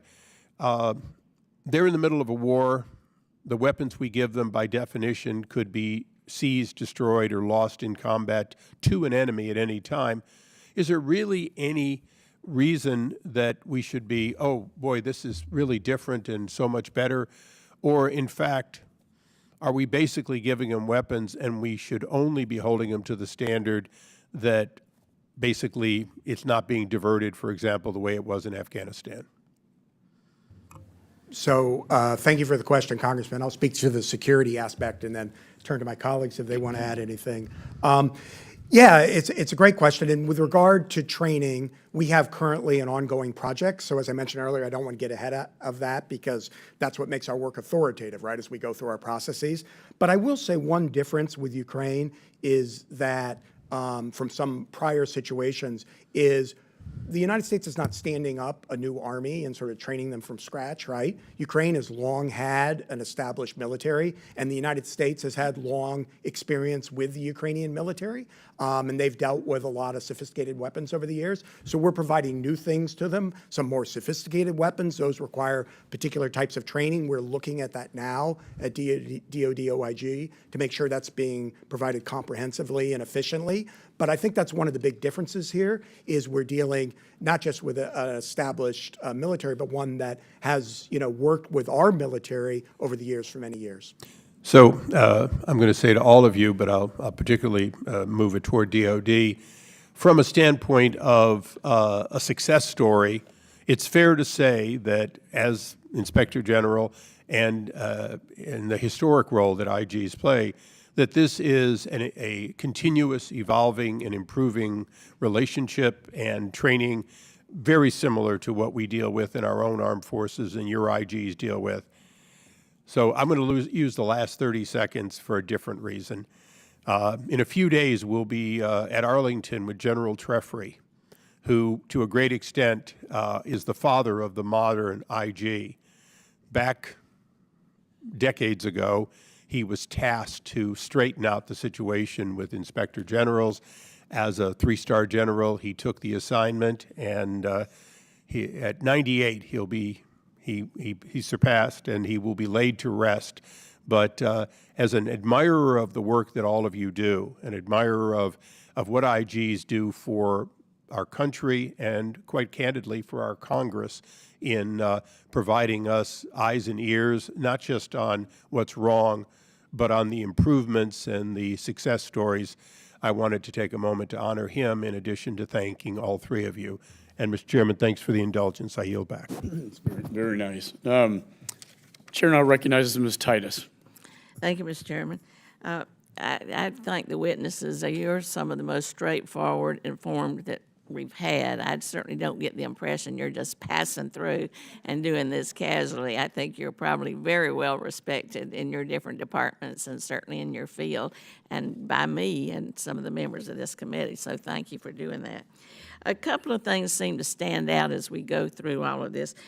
The first is that some have kind of implied, others have said it straightforwardly, that there's not enough oversight of American tax dollars going to Ukraine. Some have threatened to cut it off because they think there's too much going, because there's not enough oversight. I think that your testimony here proves that that is just not the case. There is extensive oversight, expansive oversight, a number of reports that have been done, and a number that are planned to be done. So I think that should clear up that question of how much oversight is going on. It's obviously considerable. Some of the information that has come out is misinformation from the Russians trying to imply that Ukrainians are not using the money in the right way to attack their credibility and I think hurt their efforts to get assistance from the U.S. Second thing that's interesting is that we're hearing we need more oversight from the very people who want to cut the budget for oversight.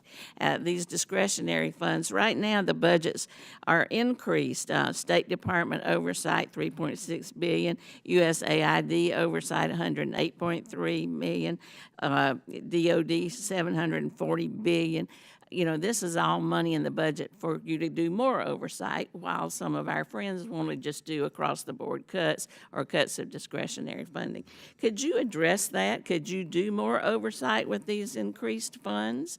Or could you continue to operate if they get cut back to last year's level? So certainly with more funding, we can do more oversight. We have to employ a risk-based approach to ensure that we're directing our resources to the highest risk, greatest impact areas. But there are always dark corners that we would like to explore, to pressure test, to make sure that we are covering the waterfront. I'm not talking specifically about the situation in Ukraine, but more broadly, our global mission. So yes, there's not just a need for that, but a plan for that if we are fortunate enough to receive those funds. And were we to be cut, I am concerned about our ability to continue to advance this important work. Our folks are frankly burning the candle at both ends to meet the extensive mandate that we have. And it's because they are deeply personally committed to the mission that they do that. It's not because I asked them to. They see the importance of the work that we do, not just to themselves and their professional careers and the department, but to the American taxpayer. And so this is the way that we approach our work every day, and hope that Congress will resource us in a way that allows us to further expand our mission. Thank you.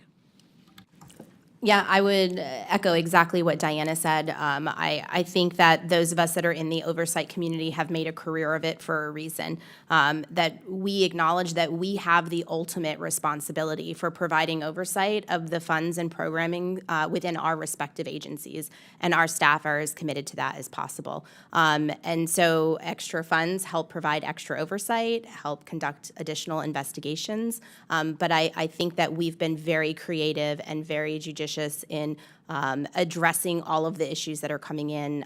We have hundreds of people on our staffs working specifically on Ukraine work. As we bring on surge capacity, that will help. But I think we will figure out a way to do it because it is what we do. Thank you.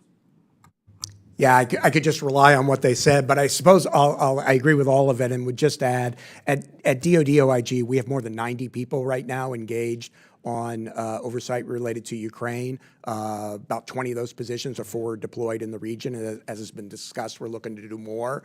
We very much appreciate the support we've gotten from Congress that has enabled us to do all this work on top of all the other priorities we have, INDOPACOM, use of technology. I mean, there's a whole litany of things going on at the DoD with that big budget you mentioned, and so we have a lot of oversight responsibilities, and so we're able to do everything that we feel we need to do with regard to Ukraine because of the support that we've gotten from Congress to do that. If that were to change, then that becomes difficult. You have to start making choices potentially, and hopefully we won't get there. But what we will keep doing is doing robust oversight over assistance to Ukraine. Thank you. I yield back. Young lady yields back. Chair now recognizes Mr. Davidson. Thank the chairman for having this important hearing. It's certainly one of the top questions I get in my district from people who are broadly supportive of Ukraine. They're happy about the policy, but of course, this isn't a question about the policy. This is a question about, since the money has been sent, what's happening to it. And, you know, Mr. Storch, I appreciate your statement up front saying, hey, 0 instances of diversion have been detected so far. That's not saying there are no instances. They just haven't been detected yet.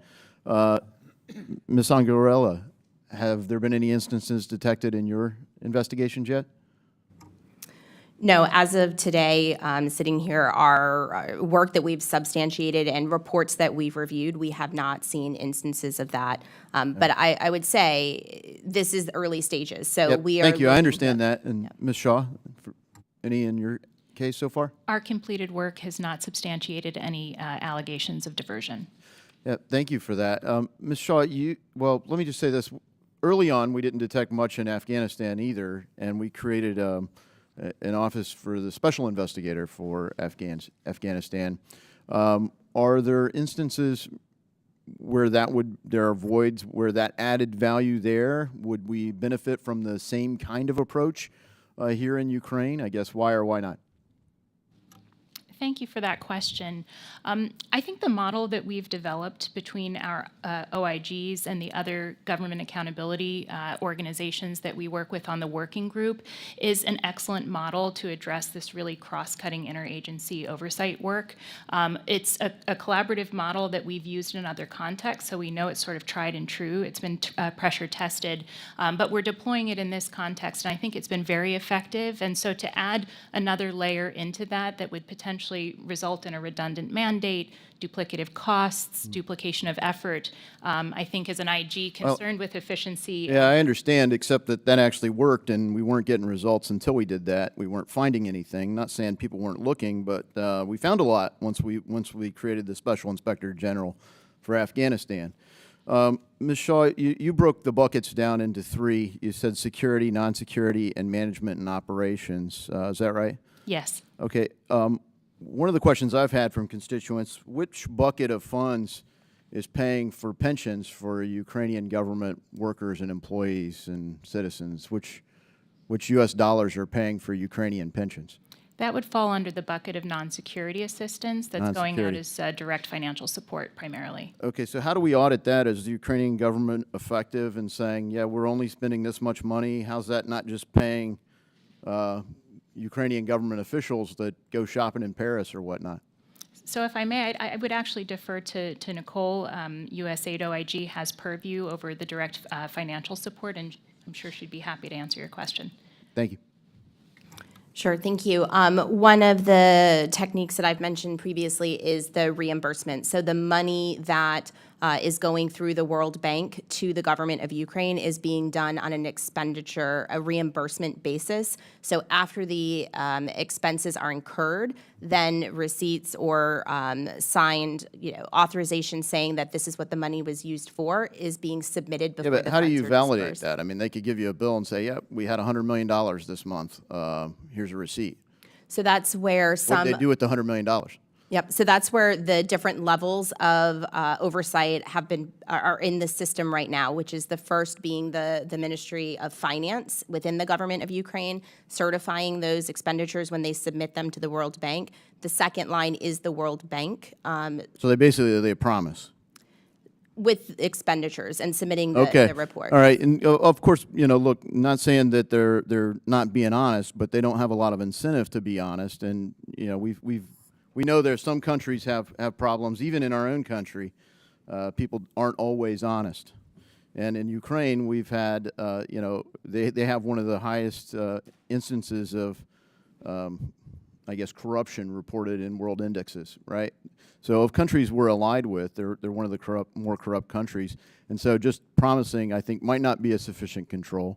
Mr. Storch, in the GAO report titled DOD Financial Management, greater attention needed over government furnished property from January of 2023, they go into detail about how over $220 billion in DOD property assets are unaccounted for.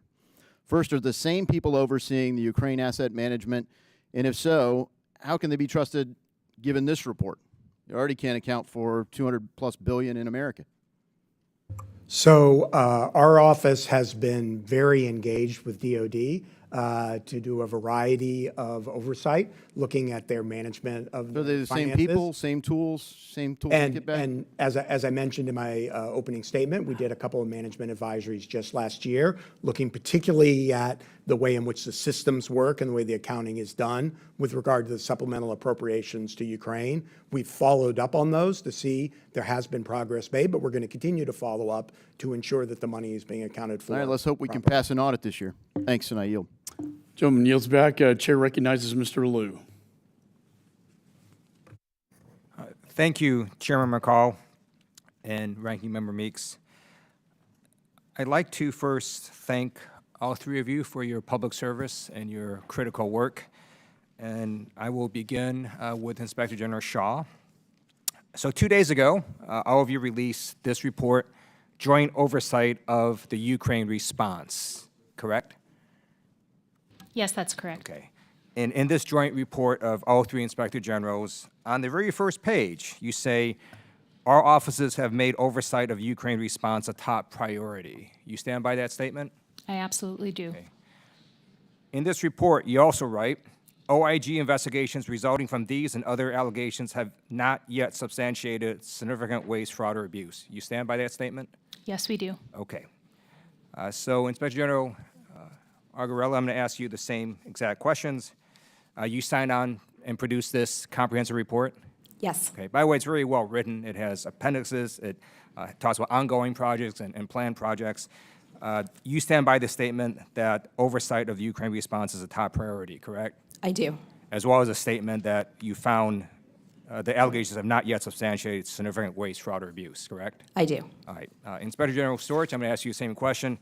You signed on to this comprehensive report about Ukraine oversight? Absolutely, and thank you for the kind words about the report. Our folks worked hard on it, sir. Thank you. And you stand by a statement that Ukraine oversight is a top priority? Absolutely. And that you found no significant waste, fraud, or abuse, correct? That's correct. All right. Mr. Chairman, I'd like to submit this report into the record, or Acting Chairman. Without objection, so ordered. Okay. Now I'm going to go through some of your individual statements. So I'll start with Inspector General Shaw. You write that state OIG has taken a strategic, agile, and coordinated approach to Ukraine response oversight, correct? Yes, that's correct. Okay. And then you further write, I have great confidence in the quality of Ukraine-related oversight work we have performed to date. You stand by that statement? I do. All right. And you say state OIG has a proven ability to conduct effective oversight in a hybrid context. You stand by that statement? Yes, I do. And to date, you have found no diversion, correct? Correct. Okay. All right. So next, I'd like to talk to Inspector General Angarella.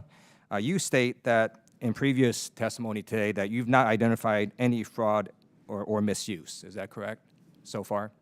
Yes, correct. We have not substantiated anything. And you've not, okay, anything, including you've not substantiated any diversion, correct? Correct. Okay. You also write that I would like to conclude my remarks with assurance that as head of USAID's Office of Inspector General, Congress and American people have my commitment to independent, transparent, and timely oversight of USAID's Ukraine response. You stand by that statement? Yes, I do. Okay, all right. I'd like to move on to Inspector General Storch. Previously, you had testified that you found no instances of diversion, correct? We have not substantiated any instances of diversion. So That's when correct. the U.S. provided Ukraine, for example, with Stinger missiles and javelins that the Ukraine military got, they weren't diverting them to Russia or North Korea or Iran or any place else, correct? We have not substantiated anything like that. In fact, they were using these weapons to stop their unprovoked Russian aggression.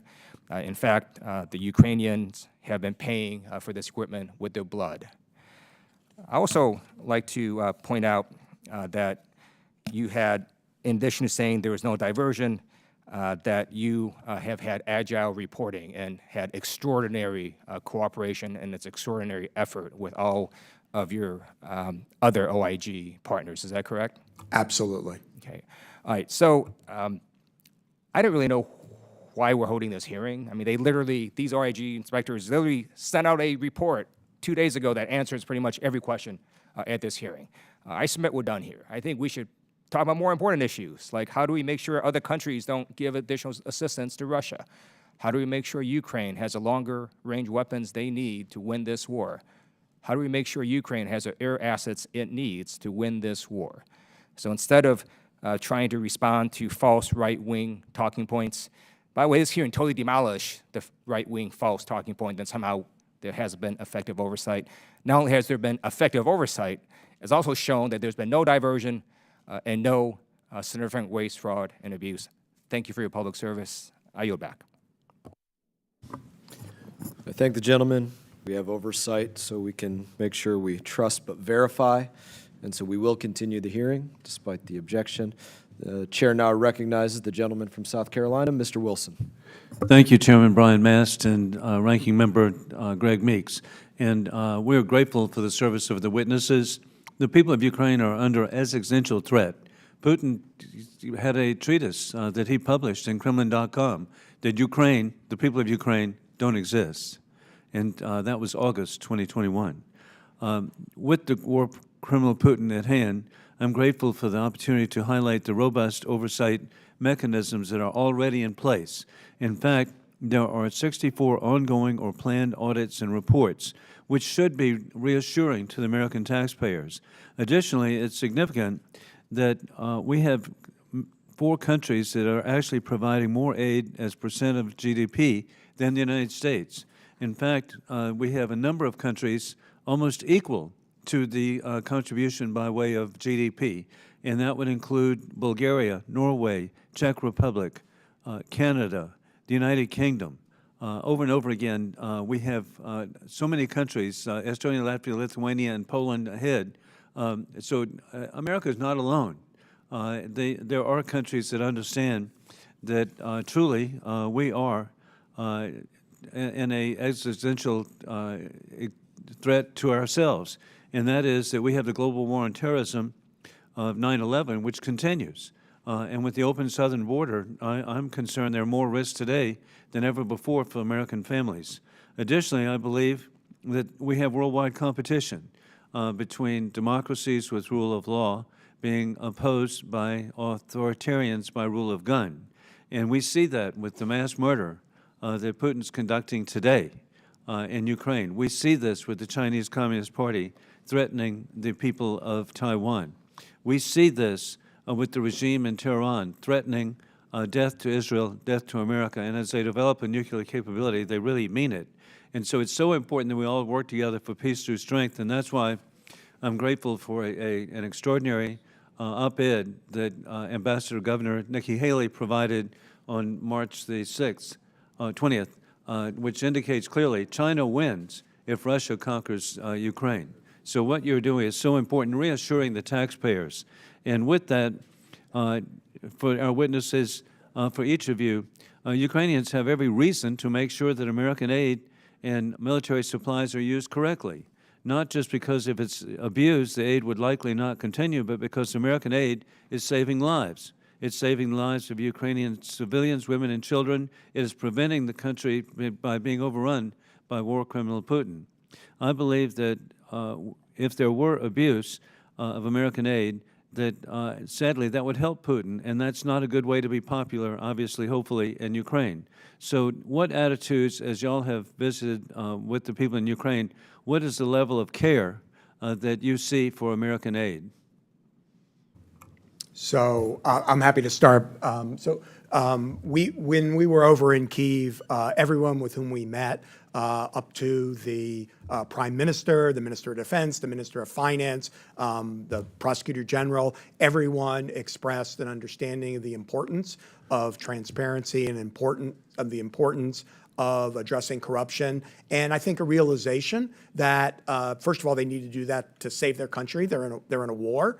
And secondly, they understand the implications they indicated to us of not doing that in terms of international assistance for their country. And so we heard that message consistently from the very highest levels. The Prosecutor General was back in town the next week, reached out to a number of us to meet again, and I had a one-on-one with him where I talked specifically about the importance of addressing corruption and ensuring that's done in a meaningful, transparent way. He indicated he understood that. Just for what it's worth, in the world of small coincidences, I actually worked in a prior life when I was a prosecutor representing the Department of Justice as a resident legal advisor to assist the people of Ukraine in addressing corruption, and went back there to help them write their anti-corruption package of legislation. And so I've seen the evolution that's gone on. They've told us they're committed to it. But having said that, we're IGs, we're in the trust but verify business. And so as Diana said earlier, we're going to continue to engage to make sure we're getting the information we need to do oversight and to make sure that they are, in fact, accountable. Indeed, thank you for your efforts. And this has got to be reassuring to American taxpayers that 64 different reports, 39 different IG requests. And indeed, when I was in Kyiv in December, the very first group we met with were the anti-corruption organization. And so there's every effort to avoid anti-corruption. And hey, what a classic case, Zelensky himself. If he'd been corrupt, when the president offered him a ride out of the country as Russian troops were 10 miles away coming to kill him and his wife, he would have fled the country and enjoyed the fruits of corruption. No, he stayed. He said, I want to be there to, I don't need a ride. I need ammunition. Thank you. I yield back. Gentleman yields. Chair now recognizes Ms. Wild for 5 minutes. Thank you, Mr. Chairman. Ms. IG Storch, I'd like to ask you a question. But first, let me just say I have the honor of representing a district that includes one of the largest Ukrainian American populations of any community in the United States, and I suspect, although I haven't been here for every questioner's comments, more than a few of us have claimed that distinction. but in my case, it's real. And this community also happens to pay United States taxes, so they are taxpayers. They understand just how vital the fight for Ukraine's territorial integrity and sovereignty and democracy truly is, not just for Ukraine, but also for the United States. But they also want their tax dollars to be spent efficiently, and so do I. They know that this effort to help the Ukrainian people has, in fact, been a model of efficiency. We sometimes hear assistance to Ukraine described as constituting a blank check. I think that far from a blank check, our support for the Ukrainian people has been an investment in the rules-based international order that is the foundation of our own national security. But can you describe the importance of this investment, not just for Ukraine, but also for all of us here in the United States? How does it make us more secure? So thank you for the question. As has been alluded to by both my colleagues, as IGs, we are very careful not to set policy or get involved in that aspect of things. We do oversight. The Congress sets policy, the administration sets policy, Right. and then we do oversight to make sure it's being carried out. Having said that, given the scope of, and I'll speak about the security assistance that's being provided, it's critically important that people see that there is oversight and the Congress know that there is oversight to ensure, to your constituents' concerns, that those taxpayers' dollars are spent properly and as intended, and that's what we're doing. And just to be perfectly clear for people who may be listening who don't fully understand this, your title, Inspector General, that your job is oversight. Is that correct, within the administration of the dollars that are being appropriated by Congress and being spent towards Ukraine? That's absolutely correct. And in fact, when you say within the administration, we're appointed, or in my case, appointed by a particular president, but we're appointed without regard to partisan affiliation. It's right in the statute. And sort of in the world of strange things, I actually have been appointed by presidents of both political parties to be an IG in my prior job and this one. And so at some level, I personify that, but that's true across the community, which I've been honored to serve in for a long time. That work is done in a nonpartisan way. What we do is of too much interest to people, so we have to make sure that there's never any question about our work or where it's coming from, so we're very careful. So let me just switch gears slightly because you, in your testimony, you described the process of conducting oversight of aid at the speed of war. Can you describe your relationships with Ukrainian officials and the process of how you work with them under these circumstances to do this oversight?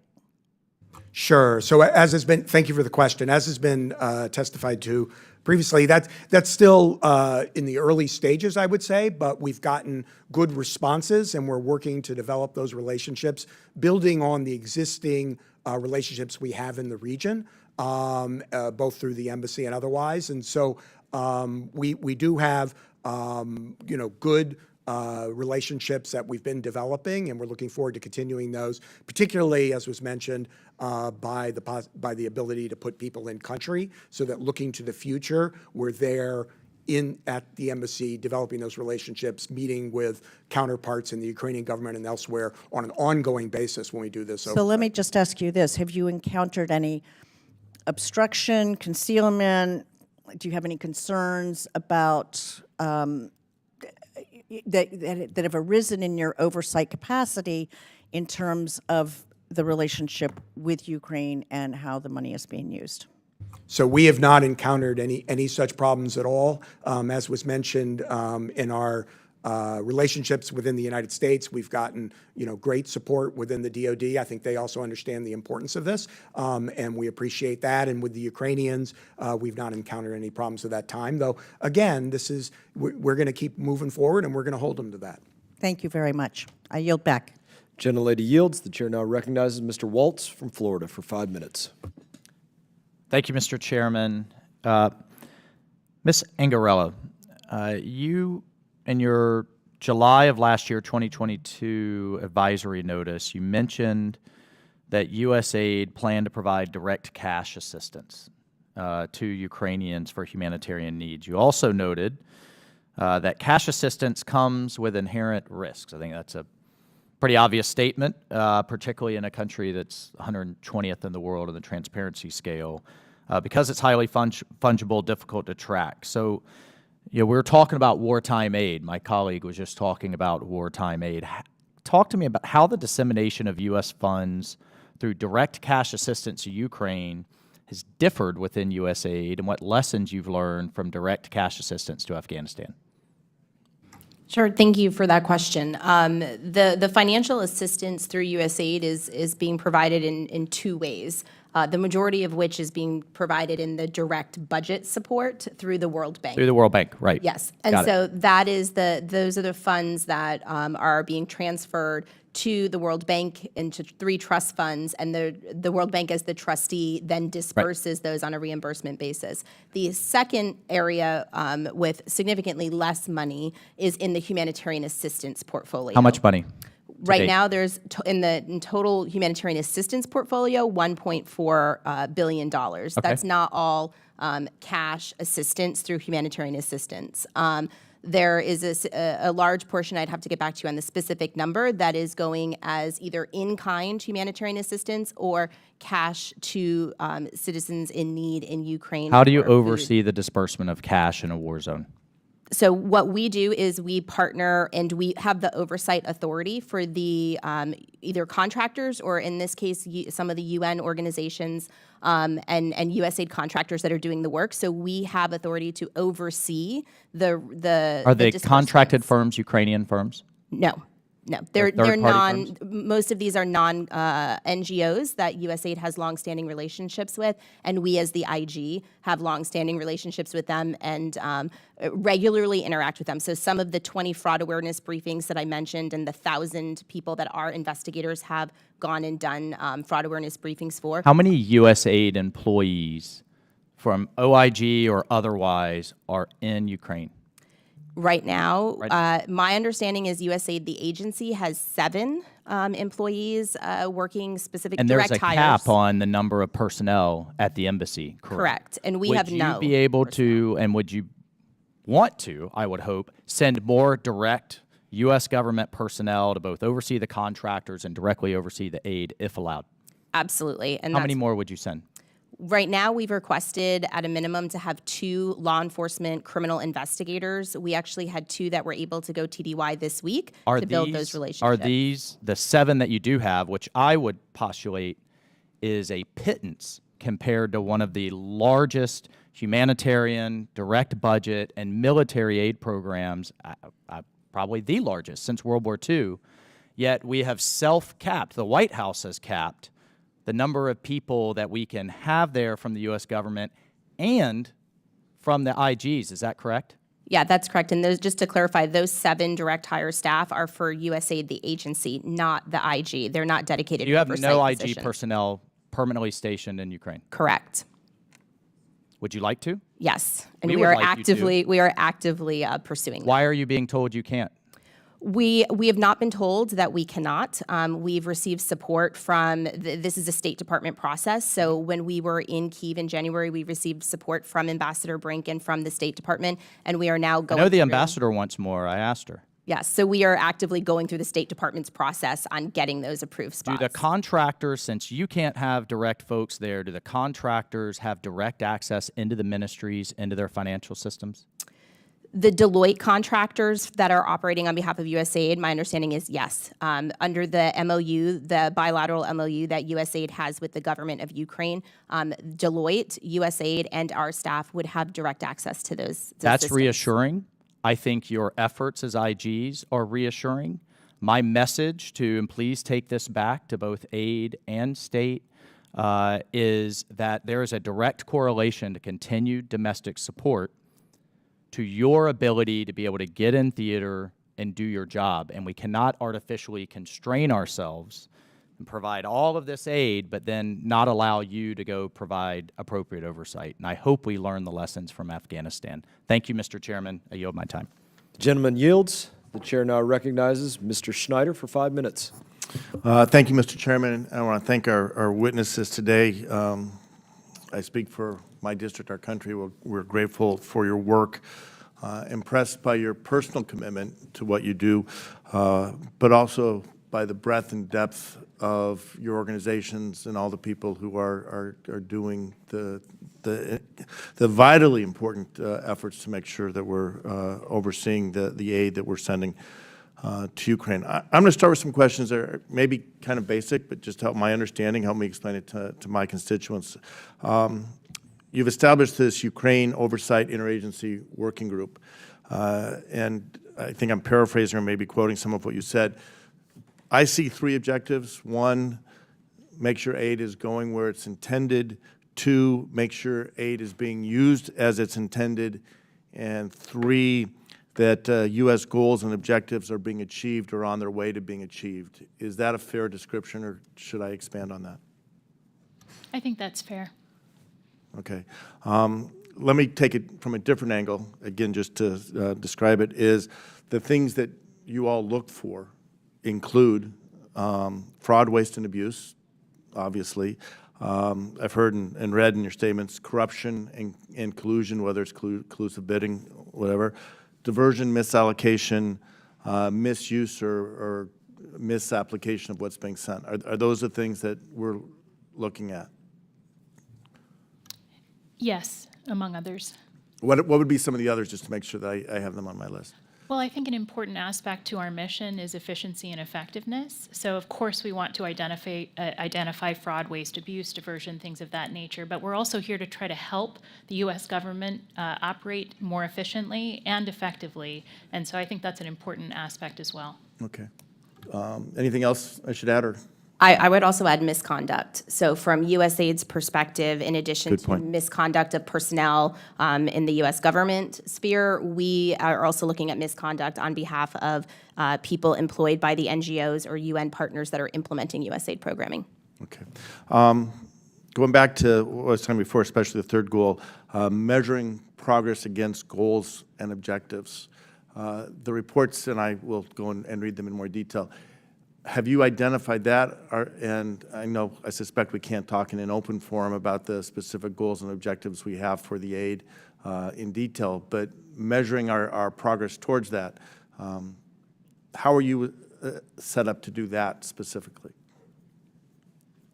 So I can kick it off and just say that a great example of one of the ways that we're doing this is with the foreign assistance that's flowing through the Department of State. So we have ongoing work right now looking at whether the department has developed a strategy and what that strategy looks like to inform the funding that's flowing through foreign assistance. And so that's going to be an important sort of baseline. And then that positions us to come back in after the fact and look at the effectiveness of that strategy as it's actually implemented. So that is an important part of our work. Great. And that's exactly what I was looking for, because it shouldn't be just money going willy-nilly, but have a strategy, know where it goes, and then go back and measure it, and look forward to do that.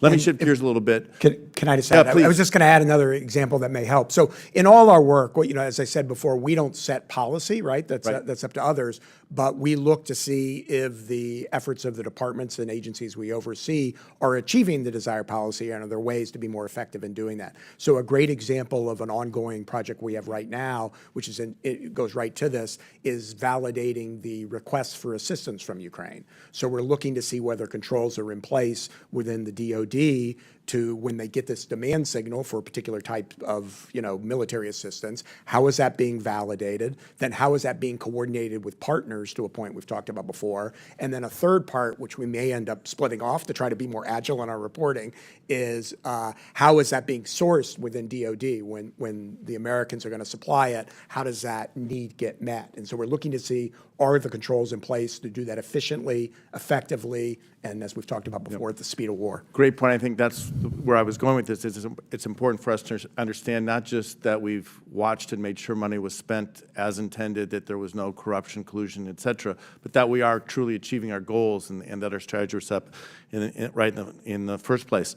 I have a big question. I only have a little bit of time left, so I'm going to throw the question out. We can talk about it later, but it's really what are your blind spots, and how can we, in our role, help make sure that you're working to address those blind spots? Some we know, some we may not yet be aware of. That's for another day. I'm over time, and I yield back, Mr. Chairman. The gentleman yields back. The chair now recognizes Mr. Moran for 5 minutes.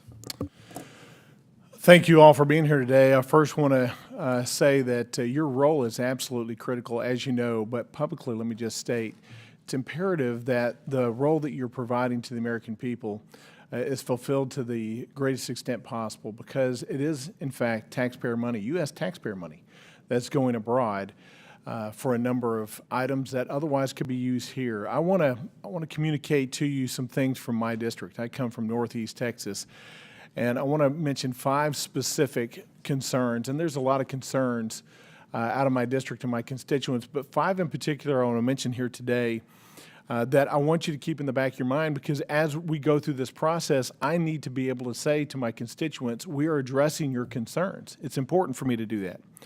I want you to know, first, that my constituents are rightfully questioning why U.S. taxpayers have sent more than $100 billion to Ukraine to defend its borders, when this administration does little to nothing to secure our own borders, particularly the southern border along the state of Texas.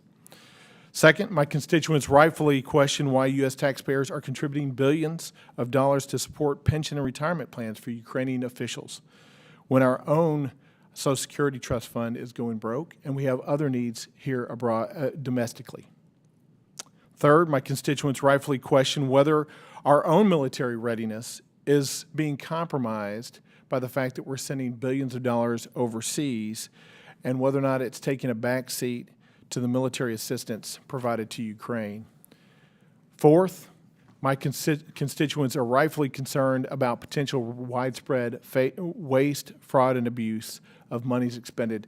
A lot of what you've talked about here today, and I'm going to get into some of that with my questions. And then fifth, I want to mention that my constituents are rightfully concerned about the levels of contribution by European nations to the Ukrainian defense of this unwarranted Russian invasion, since those nations are closer to that conflict and more affected by Russian aggression. In fact, what they ask me time and time again is, why are we carrying such a heavy load, and is our money in fact being used the way it should be used?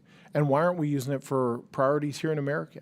And I understand those questions. Now, even in light of those questions, I'll tell you, they understand the need to push back against Russia.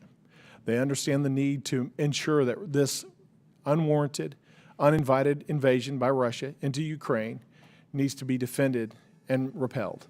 So we'll start there, and hopefully we'll end with a good conclusion. But it cannot be in a world where the money sent by U.S. taxpayers is unaccounted for and used inappropriately. Let's talk, Ms. Angarella, let's talk about the fraud investigations that you mentioned earlier. I know USAID has set up English and Ukrainian language hotlines for reporting fraud or misuse of U.S. aid. The State Department, OIG, initiated audits of U.S. humanitarian assistance to Ukraine on September 29th, 2022. From the joint oversight of the Ukrainian response released on March 27, 2023, it was quoted as saying, as of March 1, 2023, the 3 OIGs had received 189 Ukrainian response-related hotline complaints, including allegations submitted by Ukrainian citizens regarding alleged misconduct within Ukraine, end quote. I'd like to know, out of those calls that you've received, how many actually get looked into? How long does it take to determine that the allegations are either credible or not credible? Thank you for your question, Congressman. To answer the first part of your question, we have had now to date, as of earlier this week, 178 at USAID OIG. We have how long it takes to evaluate them. The initial assessment is very quick. We've even, with them coming in Ukrainian, we've even have inside services, language services in our office where we have translators that can translate them pretty quickly. For our first line assessment in our hotline intake to decide whether it first has a nexus to USAID funds and USAID programming. If it does not have a nexus, then we will refer it immediately to either, if it comes in for one of my colleagues here or another agency, we would immediately refer it. For the ones that What's the most common allegation of fraud? Procurement fraud, I would say, collusive bidding, the things that are happening at the back end, which I think is really helpful for us to get out in front of. And that's why it's really important for our investigators to go out and do fraud awareness briefings where they identify for procurement officials and contracting officers what to look for. And that's the example that I gave where the contractor spotted this and was able to identify it and report it to us before the bid rigging collusion happened. Okay. Thank you for that. I see that I'm out of time already, Mr. Chair. That went by fast. Thank you for your time. Thank you. Gentleman yields. Chair now recognizes Mr. Stanton for 5 minutes. Thank you very much, Mr. Chair. I want to thank the Inspectors Generals for being here today. This is an important hearing, and you're doing very important work. We have a duty to stand by our allies to support the Ukrainian people as they defend themselves against the tyrant's unprovoked assault on their sovereignty. Helping Ukraine win this brutal, atrocious war is essential for the future of security in Europe and for preserving democracy in the face of autocracy around the globe.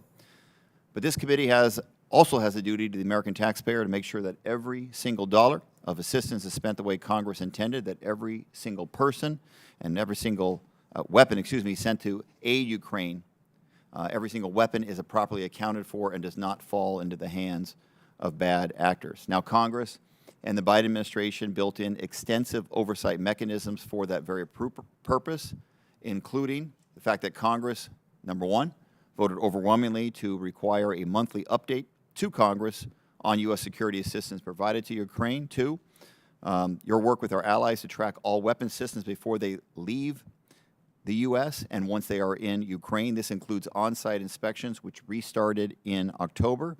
And three, the Department of Defense, State Department, U.S. Agency for International Development created a joint strategic oversight plan.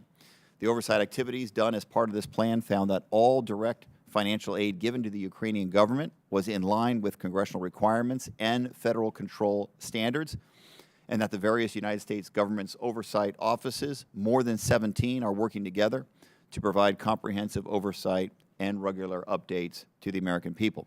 But as part of the Joint Strategic Oversight Plan, the Department of Defense's Office of Inspector General found that there is room for improvement in overseeing enhanced end-use monitoring items to trust but verify that arms like Javelin missiles or tools like night vision goggles end up where they are supposed to. Now, by necessity, the U.S. has a limited presence in Ukraine, but we all agree that it is absolutely essential this work is completed regardless. With that in mind, Mr. Storch, can you tell me more about how the Department of Defense Office of Inspector General conducts oversight over the enhanced end-use monitoring items in Ukraine? Absolutely. Thank you for the question. And it is an area in which we are laser focused and will continue to be as long as this continues. So we have sent teams out to the region to gather information regarding what is a evolving situation, obviously. You mentioned our 2020 report where we looked at the way in which end-use monitoring was done, and it generally was compliant. Though there were some issues with the night vision devices. We made some recommendations on that. Most of those have been closed. Then we had the report that came out last fall. Very different situation, ongoing hostilities, war going on. And so we found that under those circumstances that the department was not able to meet what were then existing requirements for EUM, although there were other things, and this is where it gets classified, that the department was doing to keep track of the weaponry that was provided. But the situation continues to change as staffing in the country continues to change. So we have ongoing our third evaluation in this area. And as we are looking to do agile reporting to get out some of those results as we continue to work on the overall project. And then we're already starting to plan for the next one. So I would say it's an iterative process. We're continuing to evolve as the nature of the assistance evolves.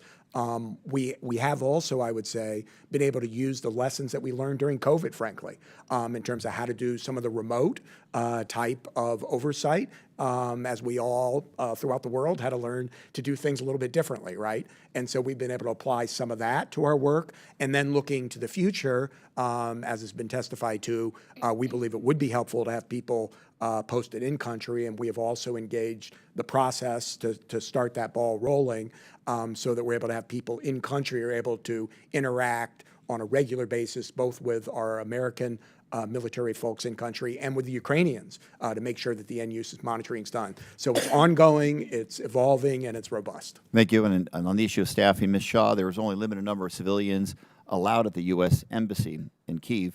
due to security concerns. How is that affecting U.S. oversight of assistance to Ukraine, and what do you think should be the appropriate staffing levels at the embassy? Thanks for that question, and I realize we're short on time, so I'll try to be concise. We are to date able to produce the oversight that we need to. We've been creative. We've used some remote technologies. We've also engaged with people as they've cycled out of Ukraine into Poland. But we are looking to secure positions in Kyiv. That will be hugely helpful, especially for our future work. I don't have an opinion yet on the staffing levels at the embassy. We are doing ongoing work looking at embassy operations. But I do know that in the lessons learned report that we published, that staffing considerations are very important, and so we were happy to arm the department with some of the lessons learned from our past work to help inform these decisions. Thank you very much. I yield back. Gentleman yields back. The chair now recognizes Mr. Self for 5 minutes. Thank you, Mr. Chairman. First of all, I want to say that my fellow Texan, Mr. Moran, perfectly articulated the 5 concerns that my citizens have as well, so please take those back. I want to go to your strategic oversight plan that the 3 of you signed. You articulated my 2 concerns on page 17 and 18 perfectly. One is internal to USAID, one is external, and I want to follow through the U.S. government to the World Bank to Ukraine. Your first quote that I want to have is, following the February 2022 invasion, you ask approval for an expedited process to do your oversight, and the audit will examine the trade-offs inherent in the accelerated procurement practices to determine whether the mission has developed the procedures necessary to safeguard the award process from undue risk and support to your new strategy in Ukraine. Has that happened? That was well over a year ago now. That's an internal question. Sure. So the work I think that you're referencing is an ongoing audit that we are working on. Our audits are done to very thorough standards, and we're happy to come and brief you on the status of that. No, I don't think my question is about the audit itself. It's the internal processes that you put in place so that you can measure the risk of your audit, your accelerated audit, versus the risk of undue fraud or abuse.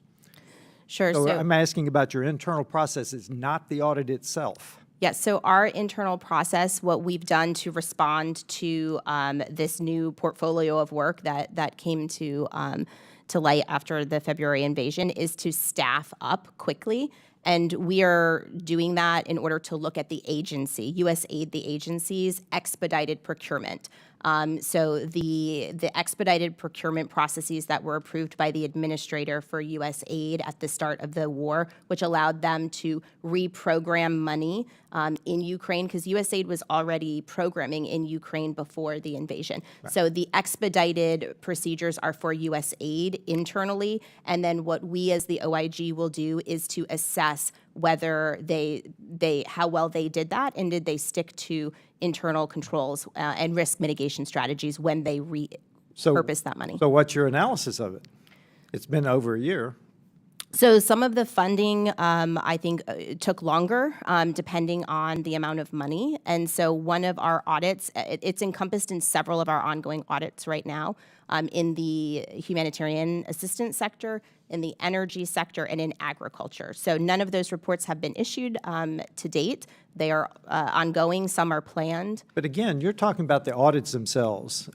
Please assure me that the internal processes within AID have been put in place for your accelerated process to make sure that this is done correctly.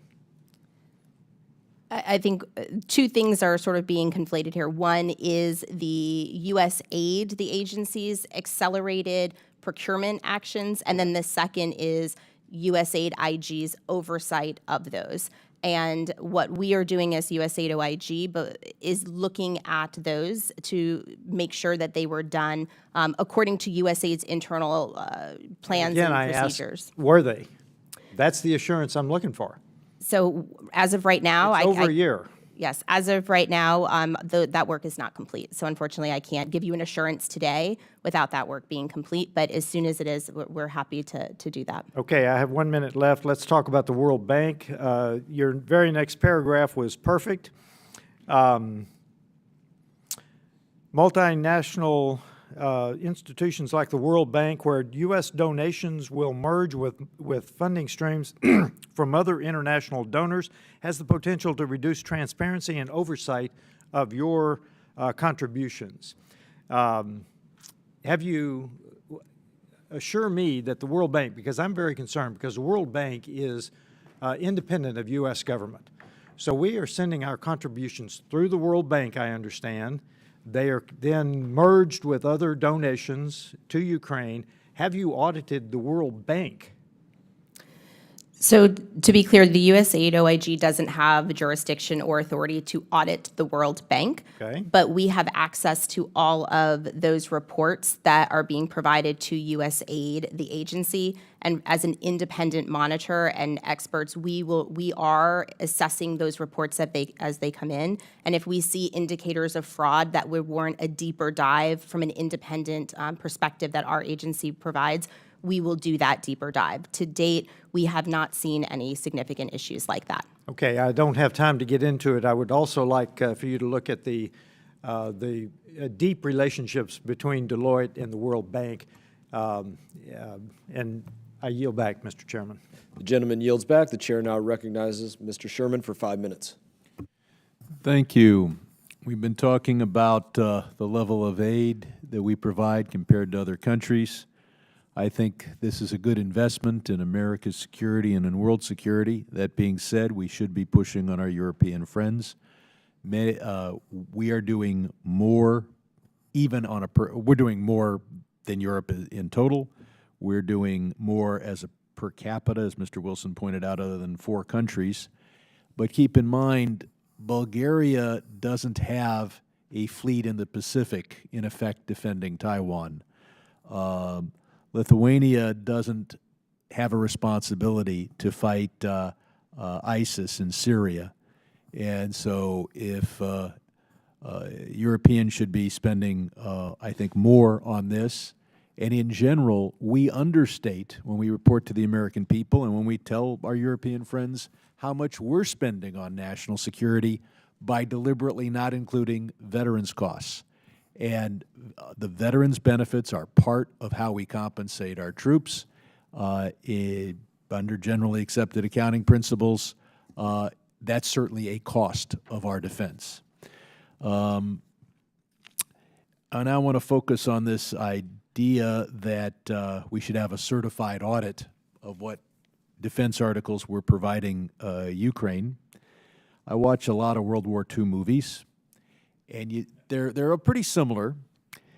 There's always somebody for each part of the audience to identify with. There's the New Yorker, there's the Southerner, there's the Italian American, there's the Irish American, and I keep waiting for my people. And then you see D-Day, and the landing craft comes in, and the door opens, and out come the auditors. They've all got green eye shades on. They're carrying their 10 key adding machines from the 1940s. There are my people. Netflix has everything. And so throughout war, of course, certified audits have kept track of every shell and every bullet. But more to the point, it's hard to have a certified audit even of a Defense Department at peace. Mr. Storch, it's the every other part of the federal government has since the certainly since 2023, have satisfied the requirements of an external audit, except the Department of Defense. As of November 2022, the Defense Department had failed its 5th ever audit, unable to account for more than half its assets. After 1,600 auditors combed through the DoD's $3.5 trillion in assets and $3.7 trillion in liabilities, officials found that the department could not account for about 61% of the assets, according to the Pentagon's controller. Is it reasonable for us to think that we can, that the Ukrainian military could pass an audit in war when we can't pass one in peace? So first of all, thank you, Congressman, for the very compelling portrait of auditors. My folks will appreciate it. With regard to your question, I'm really not in a position to comment on the Ukrainians. What I will say is, on the American side, we are doing robust work to do oversight over the department's finances, and particularly focused on the systems that are being used to account for the assistance to Ukraine. I want to thank all the Inspector Generals for your work and yield back. The gentleman yields. The chair now recognizes Mr. Baird for 5 minutes. Thank you, Mr. Chair. Appreciate it, and I appreciate all the witnesses being here. My first question goes to Ms. Angarella. In a statement last month, you mentioned, quote, "But for real comprehensive, robust oversight, it can't be done remotely. The closer we are, the more comprehensive the oversight will be." So my question is, can you provide me the steps that your department has taken to check the use of assistance to Ukraine once it's in the country, since you mentioned it previously? And additionally, can you tell me how many auditors have been sent to the Ukraine? Sure. Thank you, Congressman, for that question. To date, to be clear, we have had no permanent staff assigned to Embassy Kyiv. USAID OIG is unique because we do have Foreign Service staff and personnel who are willing and ready to go. We are in the process, as I mentioned, with our colleagues here to go through the State Department process requesting those permanent positions. To date, besides my colleague and I who went for the day in January, we've had 2 investigators that were just able to go in TDY for 3 days this week. They were law enforcement criminal agents doing fraud awareness briefings and working on MOUs that we are having signed with 5 separate government agencies with within the government of Ukraine. To date, we have not personally had any auditors go TDY or go to Ukraine. How we're doing our work, as I mentioned, on the direct budget support, we are reviewing all of the reports that are coming in from the World Bank, from Deloitte, and from USAID, and the ones that are being submitted to Congress and that we have access to, and are taking an independent assessment to see if there are any red flags that would warrant a further deep dive from our office. But that being said, we are also, I think we mentioned our hotline poster, which we distributed within Ukraine, is widely circulated right now, hence the 556% increase in the reports that have come to us. So there are ways that we are being able to do our work effectively, but I think to be as comprehensive as we possibly can be, nothing replaces eyes on the ground, seeing the programming happening and making those relationships. So thank you. And then I want to turn to all the witnesses, and that question deals with the Ukrainian government. And have they been proactive and helpful partner to to provide these oversights? And how willing has the Ukrainians been to open their books and allow full transparency of how assistance is being used? So all 3 witnesses, I want to start with Ms. Shaw. Thank you for your question. So it is still early days, but I think we've made a really good start. When we were there in January, the 3 of us had the opportunity to meet with a range of well-positioned and important Ukrainian officials within the government. And so we conveyed a very unambiguous message about the American expectations around transparency and accountability. As I said in my opening, that message was well received at the time, but of course the proof is in the pudding. And so we are building on those initial interactions to deepen our relationships, to identify trusted partners, not just within the Ukrainian government, but in law enforcement, within the prosecutorial entities as well. And so while we haven't met with any resistance to date, and so far there's been broad willingness, we're continuing to press that. Ms. Angarella.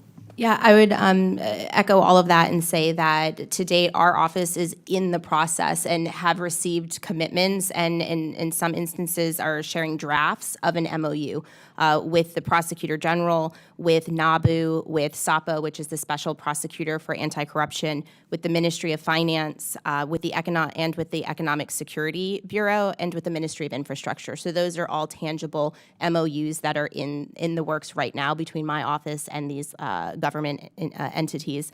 In addition, we have agents there right now that are working on establishing additional relationships and then implementation of how this is going to look. We can have MOUs, but what does it look like to say we agree to share information? And that's happening by our 2 investigators that have been there the last 3 days. So making significant steps towards that as expeditiously as we can.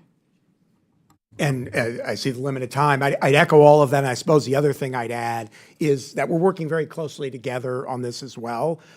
So we're able to partner to ensure that we're leveraging one another's experiences there. So between us and then the larger working group, we're really able to do this. So maybe we can start with you next time and you'll have more time, okay? Thank you very much. I yield back. Gentleman yields back. Chair recognizes Mr. Keating. Thank you, Mr. Chairman. I just want to discuss the role that non-security assistance plays in Ukraine's resistance efforts, and specifically, I believe U.S. economic and humanitarian assistance, 2 areas of assistance that have been particularly scrutinized today, are essential to ensure that frontline Ukrainian service members can focus on the fight on the battlefield and feel some sense of relief that the essential needs of their families are being taken care of. In fact, Chair Kane and I recently held a subcommittee brief on this very topic. During the briefing, expert administration witnesses provided further details on how U.S. direct budget support to Ukraine helps to keep Ukrainian health institutions open, allows first responders to meet emergency medical needs, ensures that children of Ukraine can continue their education, and supports the continued work of civil services, provides essential support to pensioners, a particularly vulnerable portion of the population that simply cannot survive without this support. This direct budget support not only provides a vital boost to the wartime economy, but it also ensures the continued legitimacy of the Ukrainian government with its own people, which is critical for their will to fight. You know, Putin has attacked their infrastructure. He's weaponized, attacks on energy, on food availability, on health care. And in the subcommittee briefing, we also discussed how this assistance has reached up to 3 million people with food assistance, support for service internally for internally displaced people.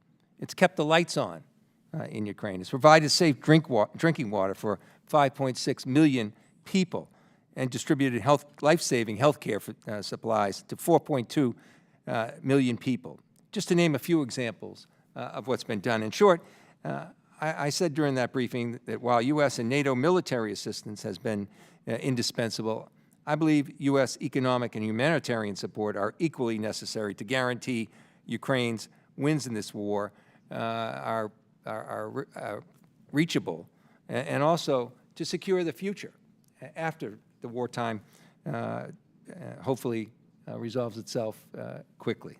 I want to recognize recent actions taken by the Ukrainian government to ensure effective management of U.S. assistance. Ukraine has forged ahead with anti-corruption measures and rule of law initiatives, demonstrating the importance with which they view accountability. In fact, a few weeks ago I met with the Prosecutor General Kostin, who's made clear to me Ukraine's determination to root out corruption at the highest levels. In my discussions with my Ukrainian counterparts, they made it clear that they see any misuse of assistance to Ukraine as a treasonous act against the government itself. Turning back to our witnesses, I've read your testimony and listened here today, and I have to say that anyone listening to your testimony should be impressed with the focus and attention that your agencies placed on oversight and our assistance to Ukraine in general. From audits for our assistance to end-use monitoring of defense articles to deployment of third-party monitoring organizations. Together, your departments have conducted a vast array of congressionally mandated oversight measures, ensuring that every dollar of taxpayer money spent in Ukraine is spent wisely and without diversion. For example, with regards to the U.S. direct financial support, and to quote the report directly, quote, "The mechanisms for monitoring and oversight of funds made available under the FY 2023 Ukraine Supplementary Appropriations Act for direct financial support for the government of Ukraine are in place and functioning, and that the government of Ukraine has in place substantial safeguards to prevent corruption, and to ensure accountability of such funds." That's directly from the report. So simply put, the report we're discussing today is, without a doubt, it's a good news story. The oversight mechanisms in place for assistance to Ukraine go above and beyond typical safeguards, including hiring a third-party private auditor in Deloitte. And I believe the work of your office has undertaken is another demonstration that U.S. taxpayer dollars are being spent wisely, appropriately, and in furtherance of our U.S. national security for the benefit of the Ukrainian war effort. And with that, I yield back, Mr. Chairman. Gentleman yields back. Chair recognizes Mr. Keene.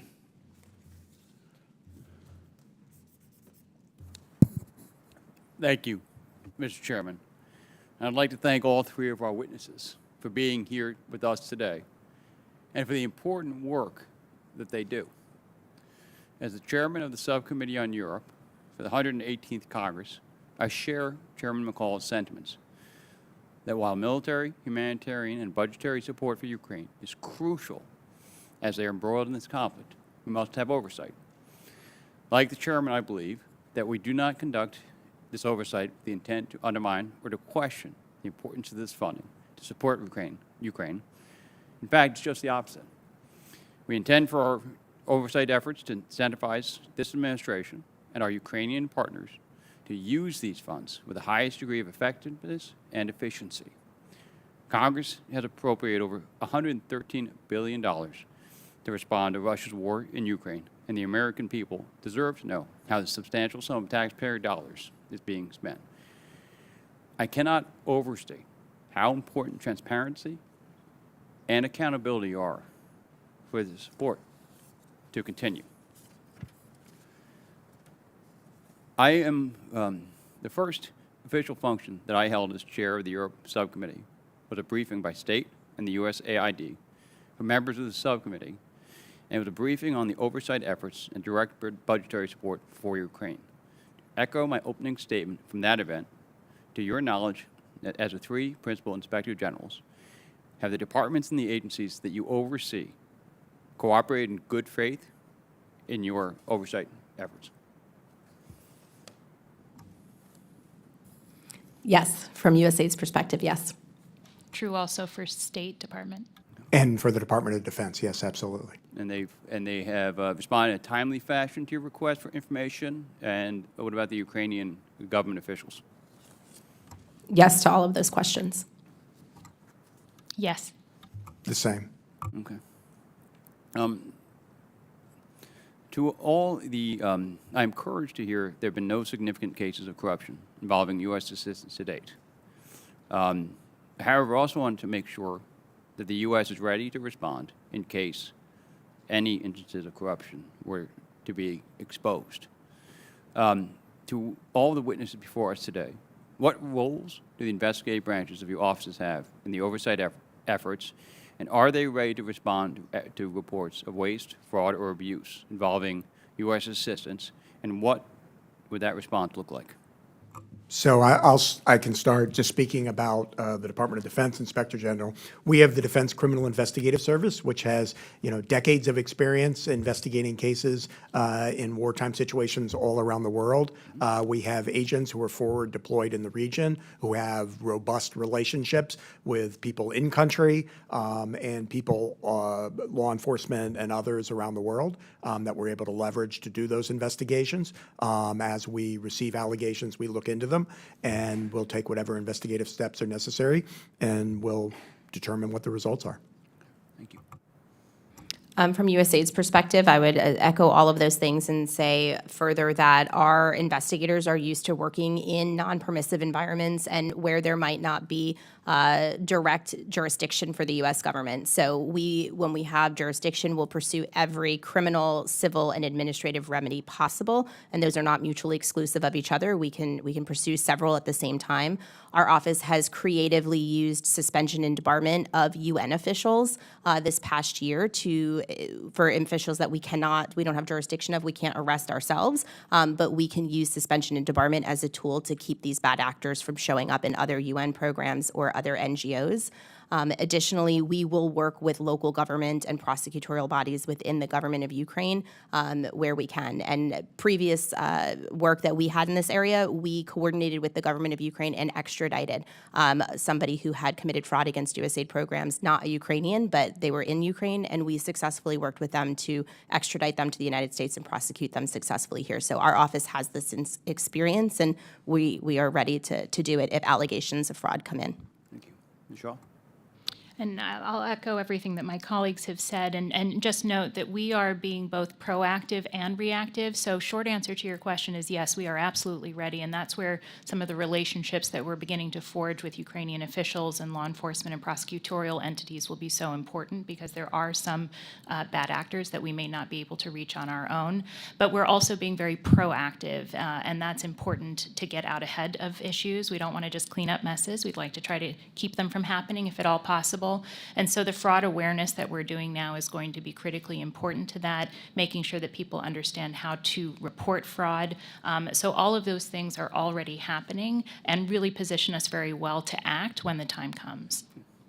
Thank you to all three of the witnesses here today. I yield back my time. Gentleman yields. Chair recognizes Mr. Allred. Well, thank you, Mr. Chairman, and thank you to our witnesses for your work. Thank you for being here, for your testimony. I think it's been very enlightening.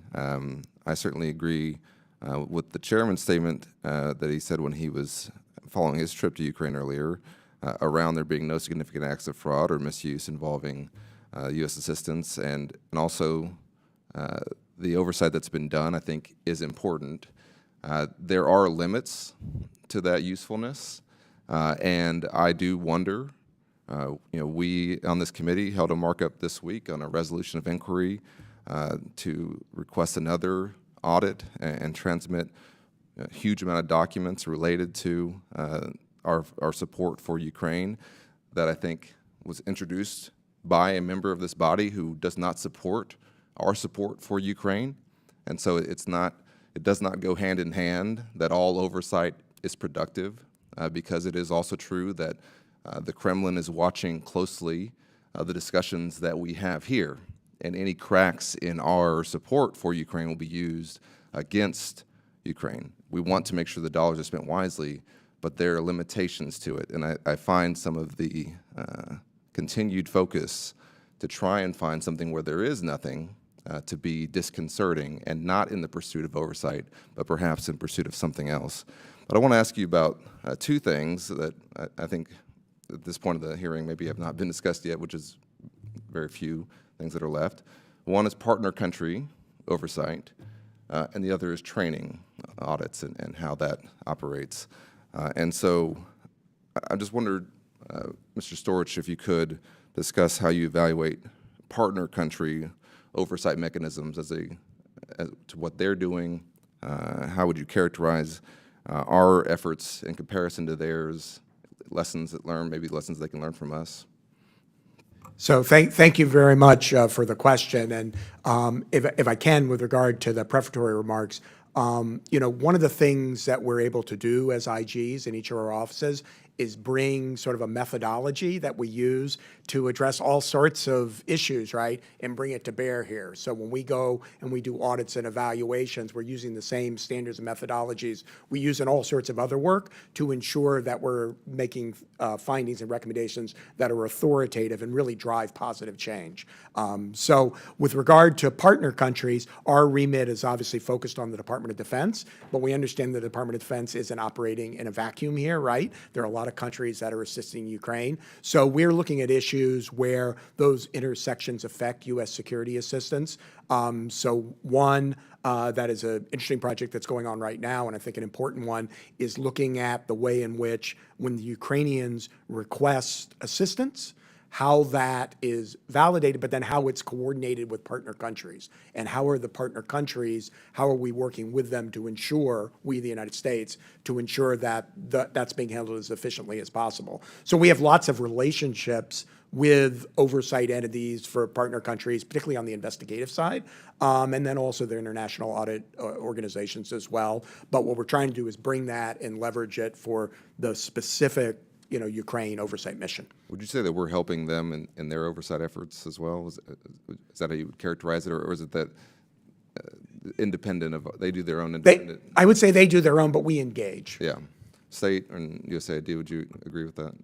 I would agree with that. I would say in this context, especially with the limitation of being on the ground, the relationships that we have with other donor countries who might not have the same restrictions are really enhancing our work and the lines of communication. So for example, last fall, my office convened a group of oversight folks from the donor community as well as the UN community. And we sat and said, how many allegations has your Office of Investigations get? How many has yours received, to compare to make sure that we're also getting the same data and we're staying on top of issues and one of us isn't missing something. So that enhanced communication and collaboration, I think also helps us do our work better, particularly in the Ukraine context. Yeah. USAID, anything to add? Or? I concur, nothing more to add. Yeah, and I guess I'm assuming that our return to presence in Kyiv will help with that as well. Yeah, okay. Well, thank you all so much for your testimony. Thank you for your hard work, and we'll certainly, I'm sure, be talking again. Thank you. I yield back. Gentleman yields back. Chair now recognizes Ms. Kim. Thank you, Chairman McCall. I want to thank our witnesses for joining us today. I want to start by asking all of you the reporting requirements or reporting mechanisms that you all have in place for Russian capture of American equipment, the weapons, and do your agencies have a means of tracking those captured equipment?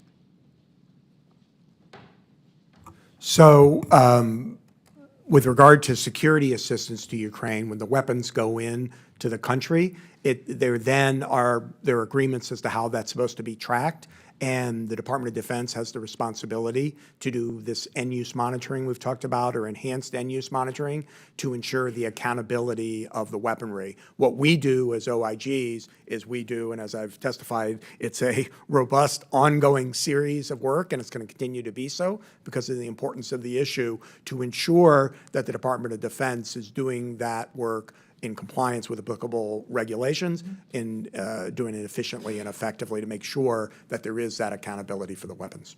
Can I hear the other agencies?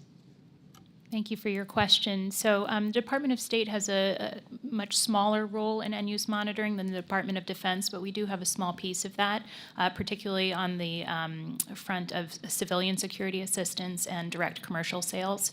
And so that is something that is the subject of our ongoing work. We are looking very carefully at how the department is doing its end-use monitoring under the circumstances, and are looking forward to publishing that work, which I think will highlight some important issues and hopefully offer some good recommendations as well. Briefly, Ms. Angela?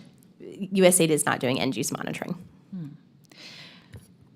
I want you to know that one of the issue that I am following very closely with regard to Ukraine conflict is food security issue.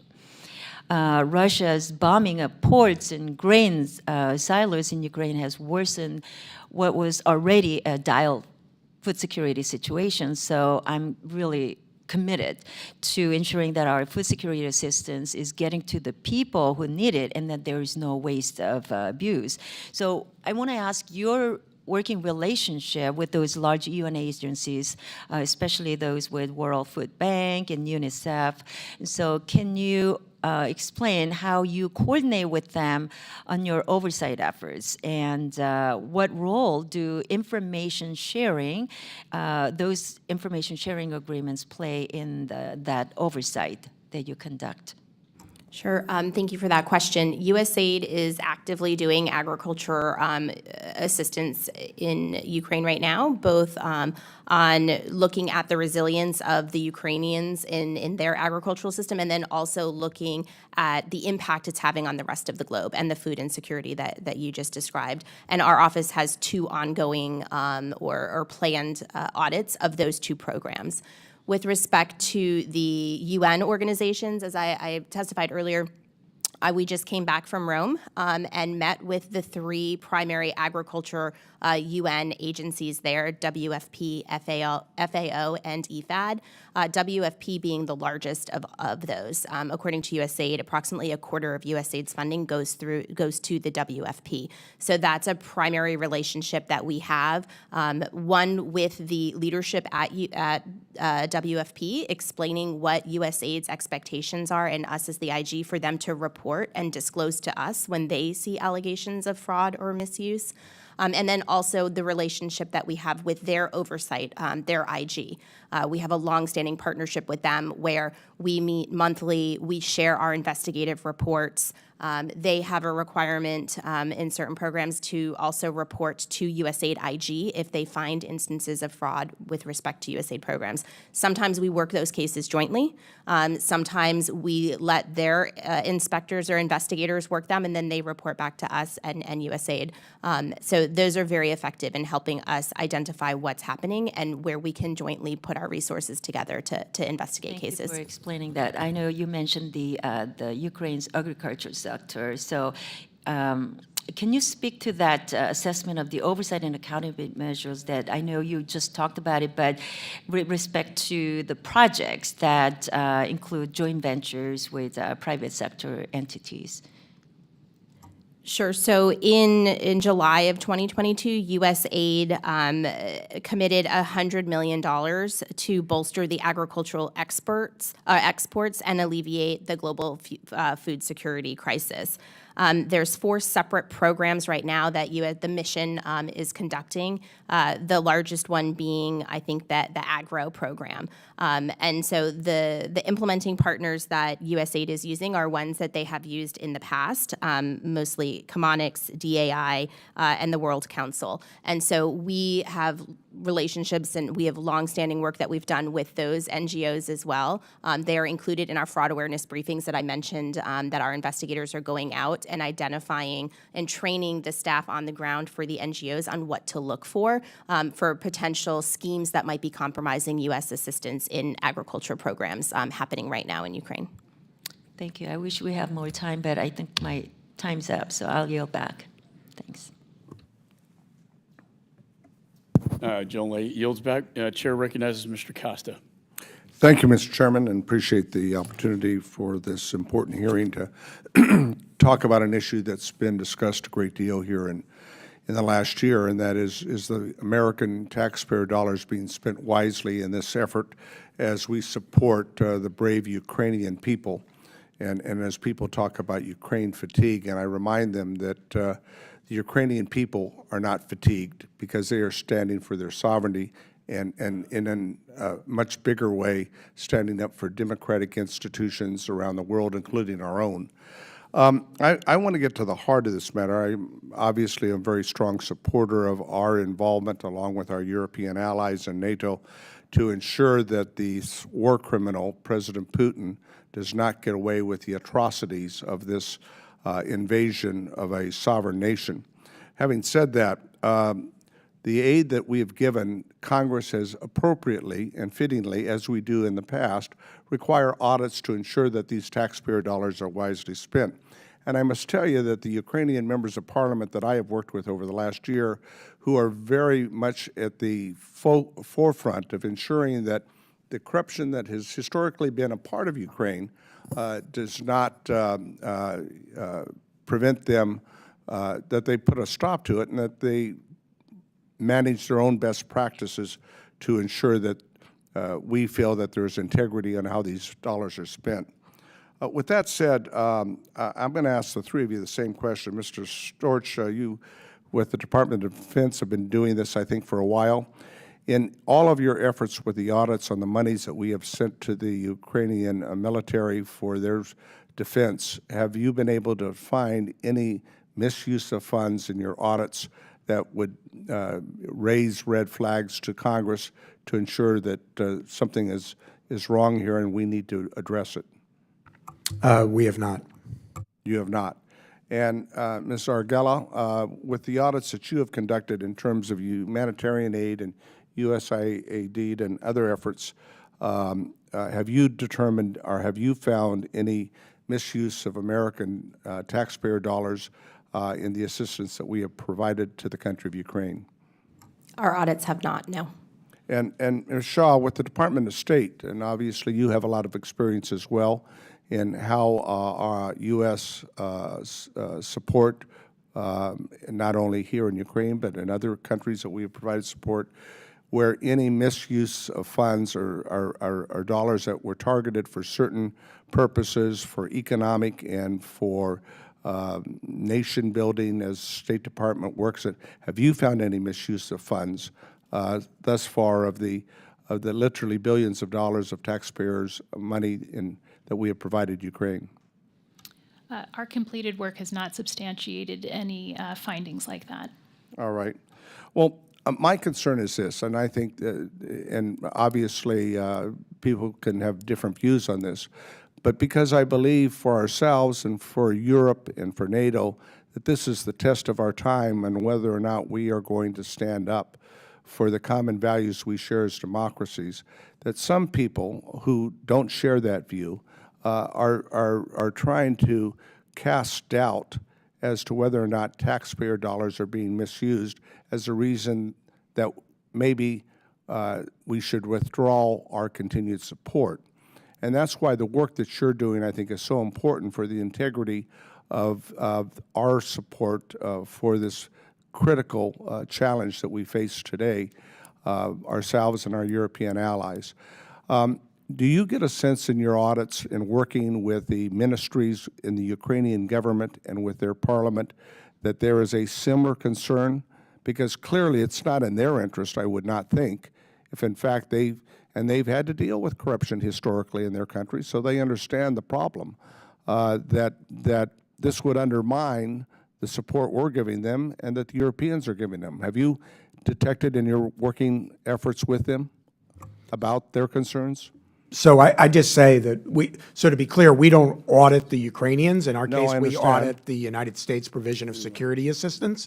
But having said that, in our engagements with the Ukrainians, both when the three of us went to Kyiv and in subsequent engagements, we have heard consistently they understand the importance of being transparent. They understand the importance of accountability. My and time is addressing just corruption. about gone. Any best practices that you would recommend to the committee in terms of how we go forward in the future to ensure that these tax dollars that Congress and the administration appropriate for this very critical, important purpose can ensure that we provide the protections and the guarantees that we in Congress want to have, that the administration wants to have, and that the American taxpayers feel that they deserve?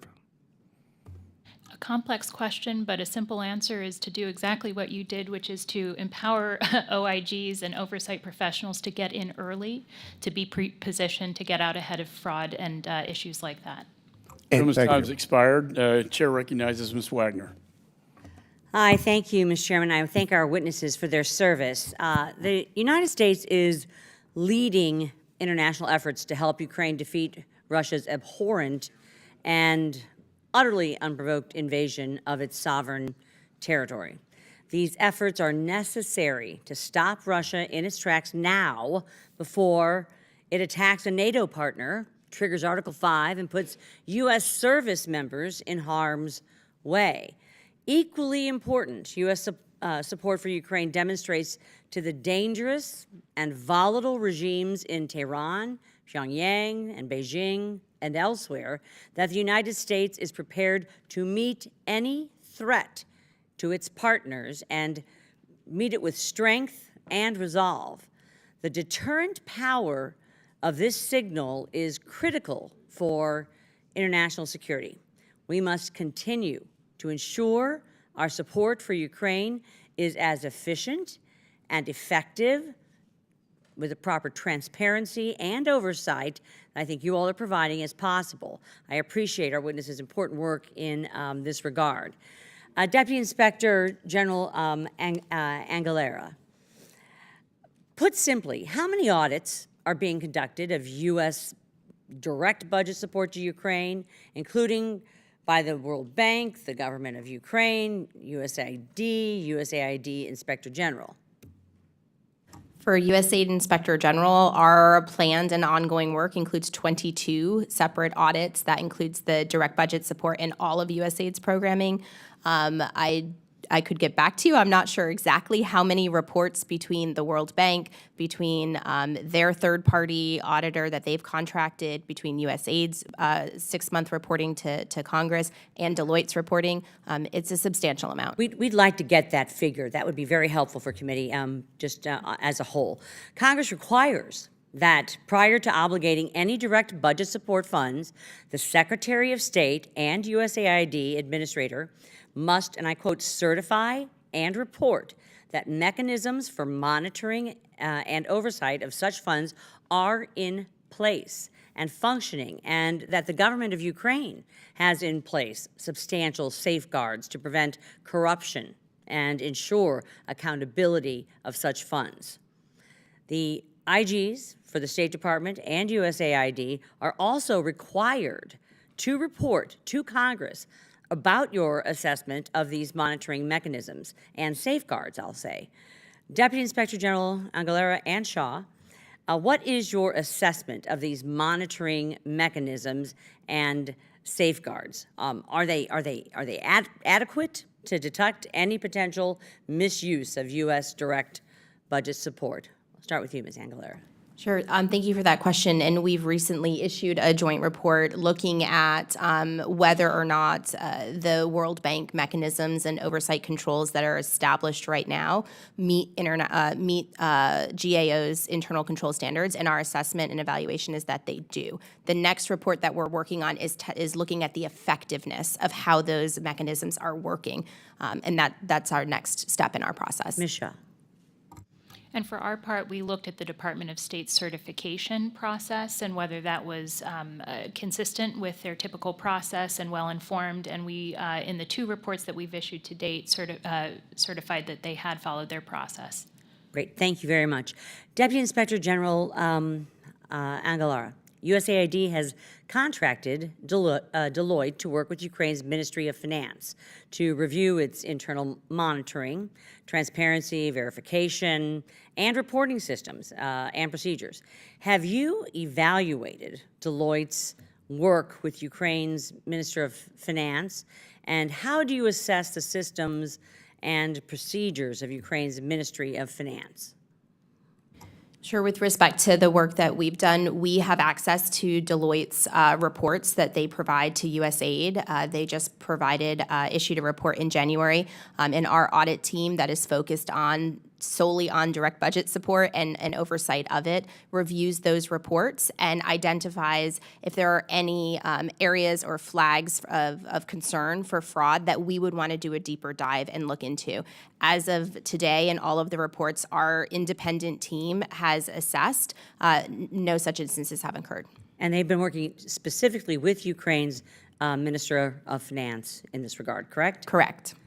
Wonderful. Thank you so very much. I've completed my questions, and I yield back to the chair. Thank you. Representative Hill for brief comments. Thank you, Mr. Chairman. It's glad to have recognition from the gentleman from Tennessee.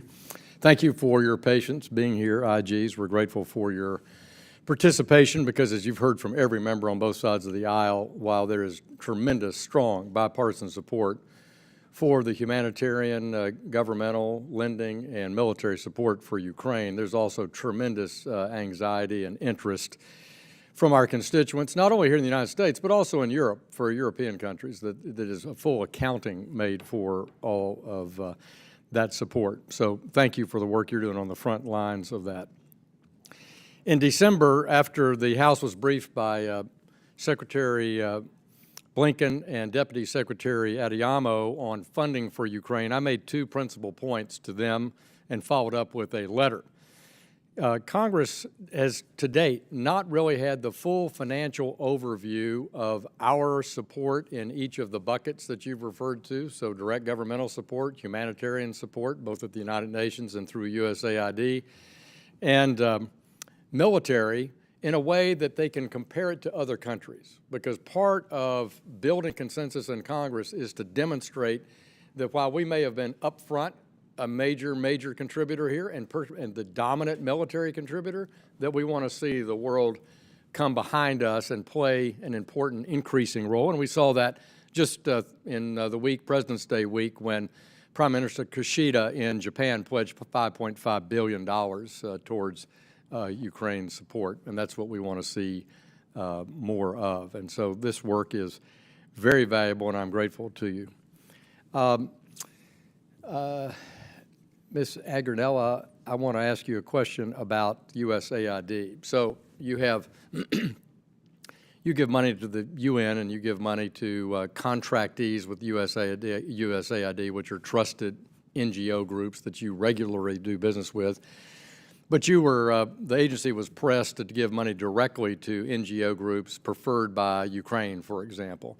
Is your auditing different in the how one looks at the trail of money going into a UN agency versus a longtime USAID contractor versus a Ukrainian NGO? With respect, thank you for the question. With respect to the NGOs, whether they're large NGOs that we've worked with for years in the past, or we being USAID in terms of providing oversight, not we as in the agency, versus a smaller local NGO or a new partner, we do our work the same exact way. It's a little bit different with UN organizations and the access that we have. It goes as far as what USAID's access is agreed to in the ADS for access to UN documents. With respect to what USAID calls implementing partners, the NGOs, right now in Ukraine, because of the work, it's major NGOs that I mentioned that USAID has partnered with in the past. And then there are sub-awardees that the large implementing partners will conduct, will give sub-awards. And our oversight extends to all of those agencies. Good. That's helpful. Yes. You each have investigative arms of your bodies, and so to what extent are they responding to, allegations of waste, fraud, and abuse? Maybe each of you could just respond to that. And are they, what does their response look like to you? Are they on the ground? Are they doing it by email? How are they operating? So DCIS, which is part of the DoD Inspector General's office, has people all over the world, including people in Europe, posted forward, and we respond to all allegations of waste, fraud, abuse. And have you seen that called for and therefore deployed a team into Ukraine or into Poland or another port of entry of material moving into Ukraine? Right. So we've gotten a variety of allegations, frankly, without getting into specifics, typical of the type of allegations one gets in these sort of conflict situations. And on at least one occasion, I'm aware of, our folks have reached out into Ukraine to get information. We haven't had to deploy anyone there, but if we need to, we will. Let me turn to our two other State Departments. Sure. We have received 178 complaints related to Ukraine, which is, I mentioned, a 556% increase, which to me indicates our outreach is working and people know who to come to report things from the ground in Ukraine. We don't have any permanent staff in Kyiv right now. We have Foreign Service agents deployed in closer to it in Europe, in Frankfurt. But this week we just had 2 criminal agents do TDYs for 3 days in Ukraine. One taking further investigative steps on an open investigation, and others just doing sort of this relationship building that we were talking about. Good. I'll leave it there, but if you could respond in writing, I'd appreciate it. Thank you. Yield back, Mr. Chairman. Thank you, Mr. Hill, for your riveting testimony and question. At this time, I recognize myself for 5 minutes. Ms. Angarella, say your name for me, ma'am. Angarella. Angarella. Well, you can imagine Burchett, it just gets... It's okay. Thomas Massey always says he wants me to have an event called Fish Fillets with Tim Burchett. And I said, So, but that's not how you say it. But anyway, ma'am, what methods are used to prevent waste, fraud, or abuse when paying these Ukrainian pensions?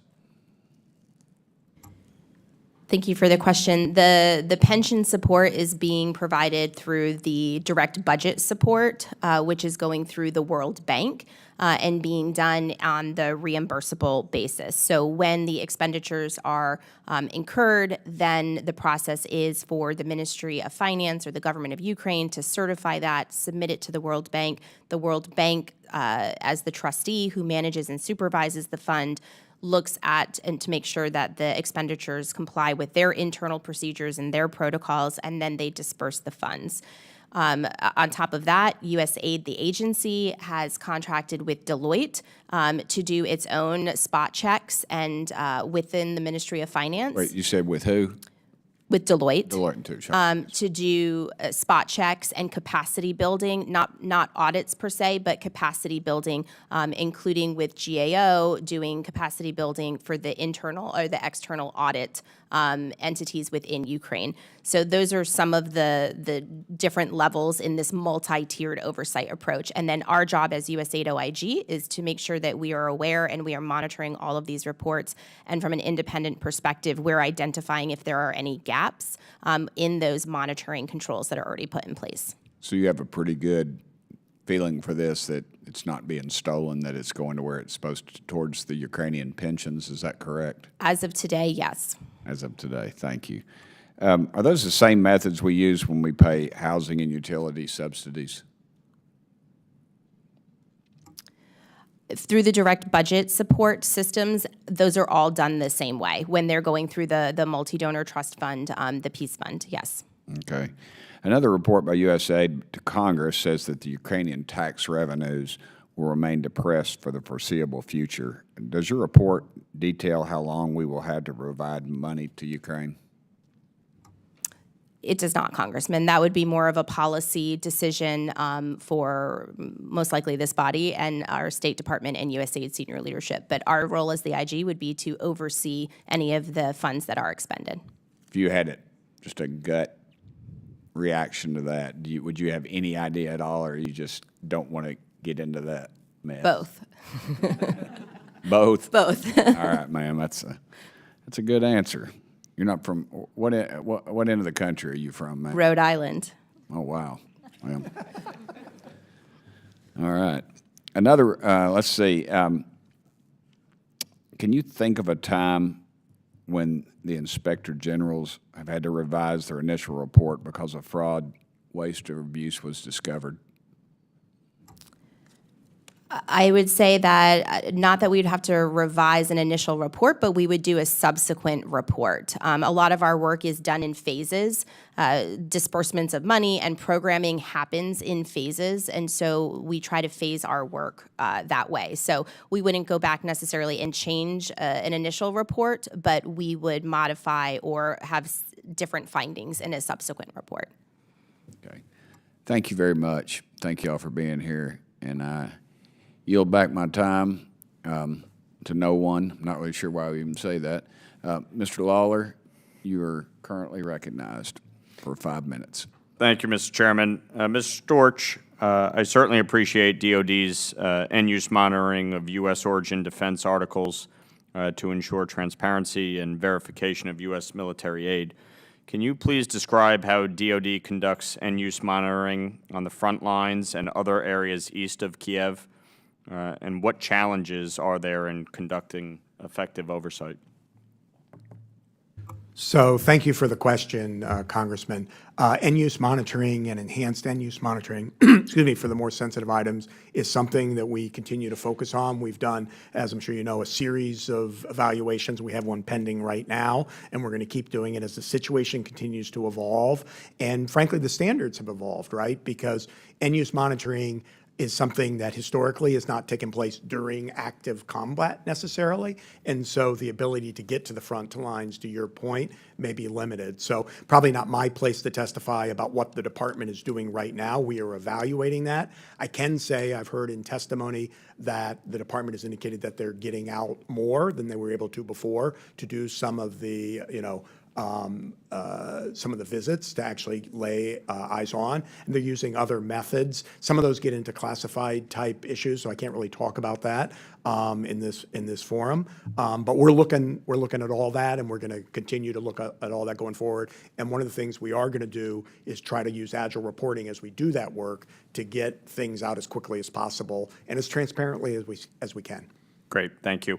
Ms. Shaw, as you may know or may not, my wife is a Moldovan immigrant and I currently serve as the co-chair of the Congressional Moldova Caucus, which all of my many colleagues who are here are welcome to join. Moldova has felt the effects of Russia's war on Ukraine significantly. They have taken in over 600,000 refugees, which amounts to almost a quarter of their current population within the country's borders. And they've suffered disruptions in trade and energy supplies. Increased aid to Moldova is necessary to maintain economic growth, secure its borders, and further assist the country in responding to Russian aggression. I understand your inspection of the programs and operations out of our embassy in Chisinau are ongoing. But can you please describe its scope and methodology? Thank you for the question. So we recognized that countries in the surrounding region are going to be very heavily impacted by this, and so we felt it was important to make sure that our work reached to those areas. As you said, we do have an ongoing inspection of the embassy in Chisinau, and so the scope of that work will be to look not only at the typical functions that we look at with any of our inspections, executive leadership, alignment with strategy and performance goals, resource management and the like, but a specific focus will be how the situation in Ukraine is impacting the country and the embassy, and how the embassy is responding to that challenge. And so I think that that work will address some of the concerns that you've raised. And when do you expect the investigation to be complete? It's an inspection, and I can get back to you with the specifics, but I think it would probably be out later this summer. Okay. Or early fall. Prior to, obviously, the Russian invasion of Ukraine, President Sandu was working with our government here in the United States and the previous Congress to put in place sanctions on, Russian oligarchs and others who had corrupted the prior administrations over there. So I think the more that we can continue to support her efforts, obviously, will ensure their long-term stability there. How many U.S. aid, state, and DoD personnel are currently on the ground conducting oversight across all inspections? If that's a question about Office of Inspector General personnel, we currently do not have permanent staff based at Embassy Kyiv. For our part at State OIG, we have been able to advance our audit work by sending in teams on TDYs, and so that's been effective up to this point, but we have officially requested from the department positions at Embassy Kyiv going forward for oversight. I know that's true for each of my colleagues as well.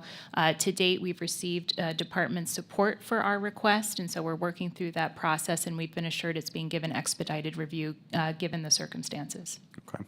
My time has almost expired. Obviously, transparency and accountability and oversight is critically important, but we must continue our support of Ukraine, and I support the efforts to help them reclaim their sovereignty. So thank you for your work.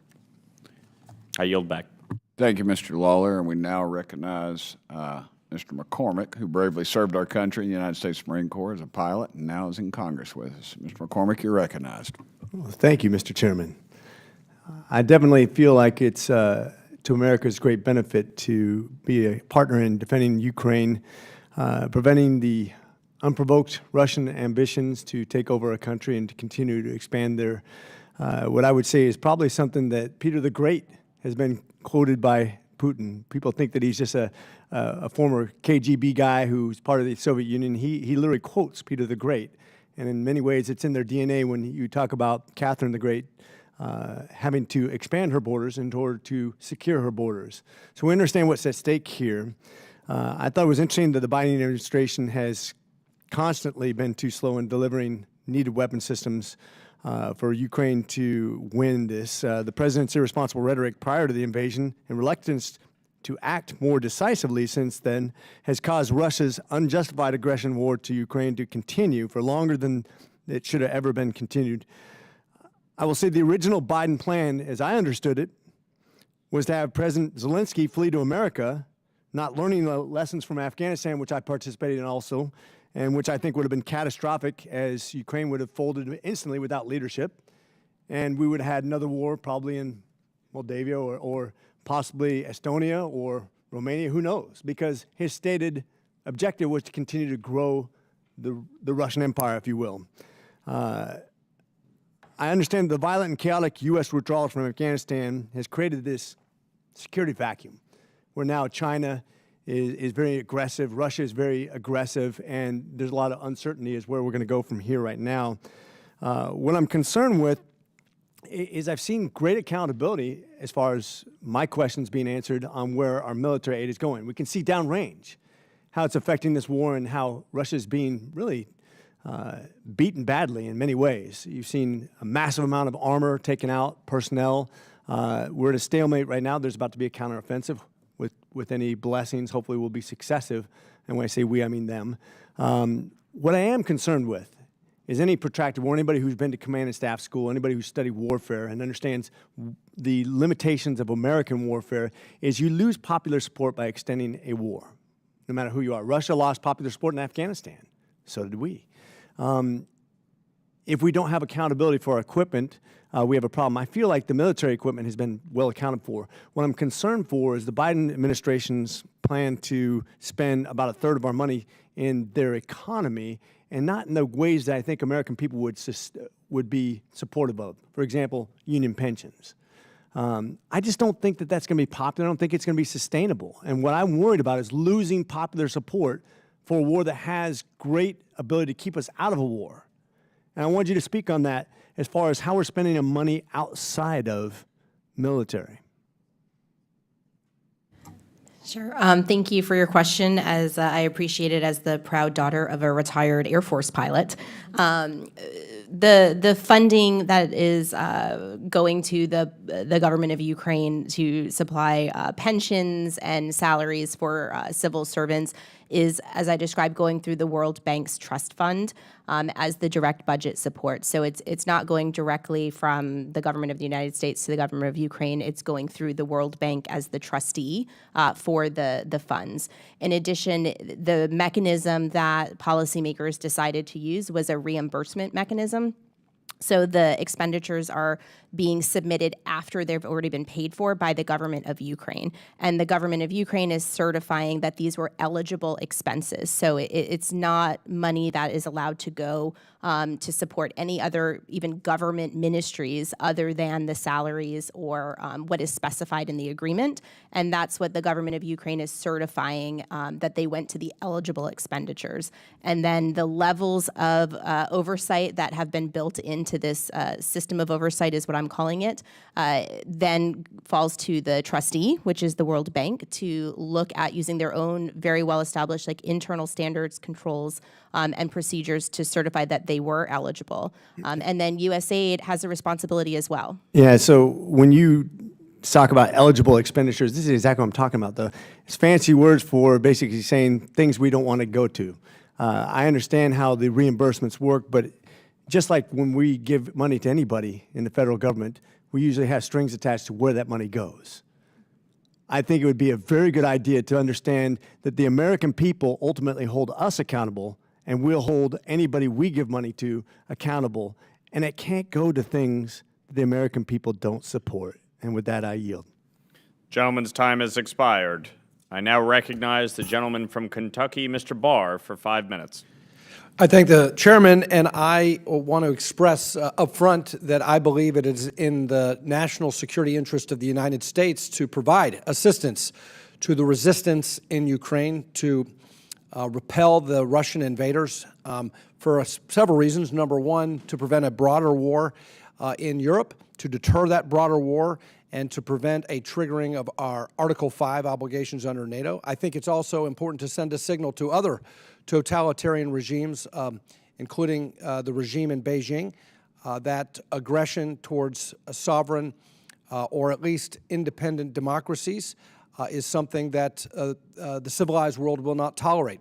Having said that, Congress, the American people through Congress, has now appropriated over $113 billion in emergency supplemental funding to respond to Russia's war in Ukraine. That's a lot of money. That's a lot of money. And so in order to sustain the American people's support for that effort and to fulfill our national security interest, we have to have accountability. And so I appreciate you being here today to testify about your efforts. It's why I support the 39 provisions enacted over 4 Ukraine supplementals that require reports to Congress on oversight and accountability of all the aid sent to Ukraine. It's why I support the 64 ongoing planned or ongoing audits and reports by GAO and the IGs for DOD, State Treasury, and USAID. My first question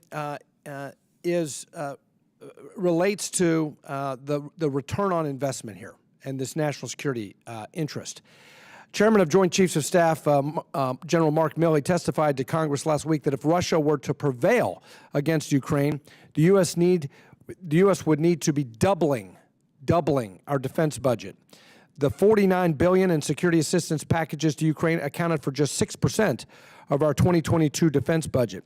Spending single-digit percentages to support Ukraine seems like a pretty good return on investment for taxpayers, considering that we're delivering a body blow to one of our strategic adversaries, a blow that would have cost us much more to deliver ourselves. Given our national security priorities, would you say that our current spending in Ukraine reflects a responsible use of taxpayer funds compared to the cost of defending our allies in Europe should Russian imperialism go unchecked? So with regard to the policy question inherent in that, that's really a question for the administration and Congress, of course. What I can say is each of our offices individually and working together and with our oversight partners are committed to doing oversight to ensure that the money that is appropriated is used as intended. Thank you. And we obviously cannot stand alone in our support for Ukraine, and the U.S. has assembled a coalition of over 50 countries to get critical weapons and supplies to Ukraine. According to a report by the European Union delegation to the United States, the EU and its member states have made available over $73 billion in financial, military, humanitarian, and refugee assistance, including a commitment of up to $19 billion in additional assistance for 2023. Over $13 billion in military assistance has been provided to finance military supplies to Ukraine, train over 30,000 Ukrainian military personnel, and more. These numbers tell me that we are not alone in our support for Ukraine, nor are we alone in trusting Ukraine with the assistance provided. Could any of you speak more to the efforts made by our partner countries in Europe and beyond to support Ukraine? Well, I'll take a side route on that and simply note that at Department of State OIG, we have 2 inspections that are soon to be released, looking specifically at the U.S. mission to the European Union and the U.S. mission to NATO. And the focus of that work will be looking at how we are coordinating with our partners. So it won't be sort of assessing the sufficiency of the inputs that they're making, but ensuring that where we are also providing similar assistance, that there isn't duplication of effort, that we are staying closely coordinated, and that those contributions are aligned with strategic goals. Mr. Stork, after the fall of Afghanistan, there seemed to be a large amount of confusion on the amount of weapons and materials given to the Afghan National Security Forces that then fell in the hands of the Taliban. Have we learned any lessons from that, and to your knowledge, have any U.S. arms or munitions fallen into Russian hands? Thank you for the question. My office, again, prior to my being there, but my office did a substantial amount of work related to the weaponry that you're speaking about. And to my knowledge, we have not substantiated any diversion of weaponry, but it's something we continue to look at on an ongoing basis, obviously. Thank you. I yield. Gentleman's time has expired. I thank the witnesses for their valuable testimony and the members for their questions. The members of the committee may have some additional questions for the witnesses, and we ask that you respond in writing to those questions. Pursuant to the committee rules, all members may have 5 days to submit statements, questions, and extraneous materials for the record, subject to the length limitations. Without objection, the committee stands adjourned.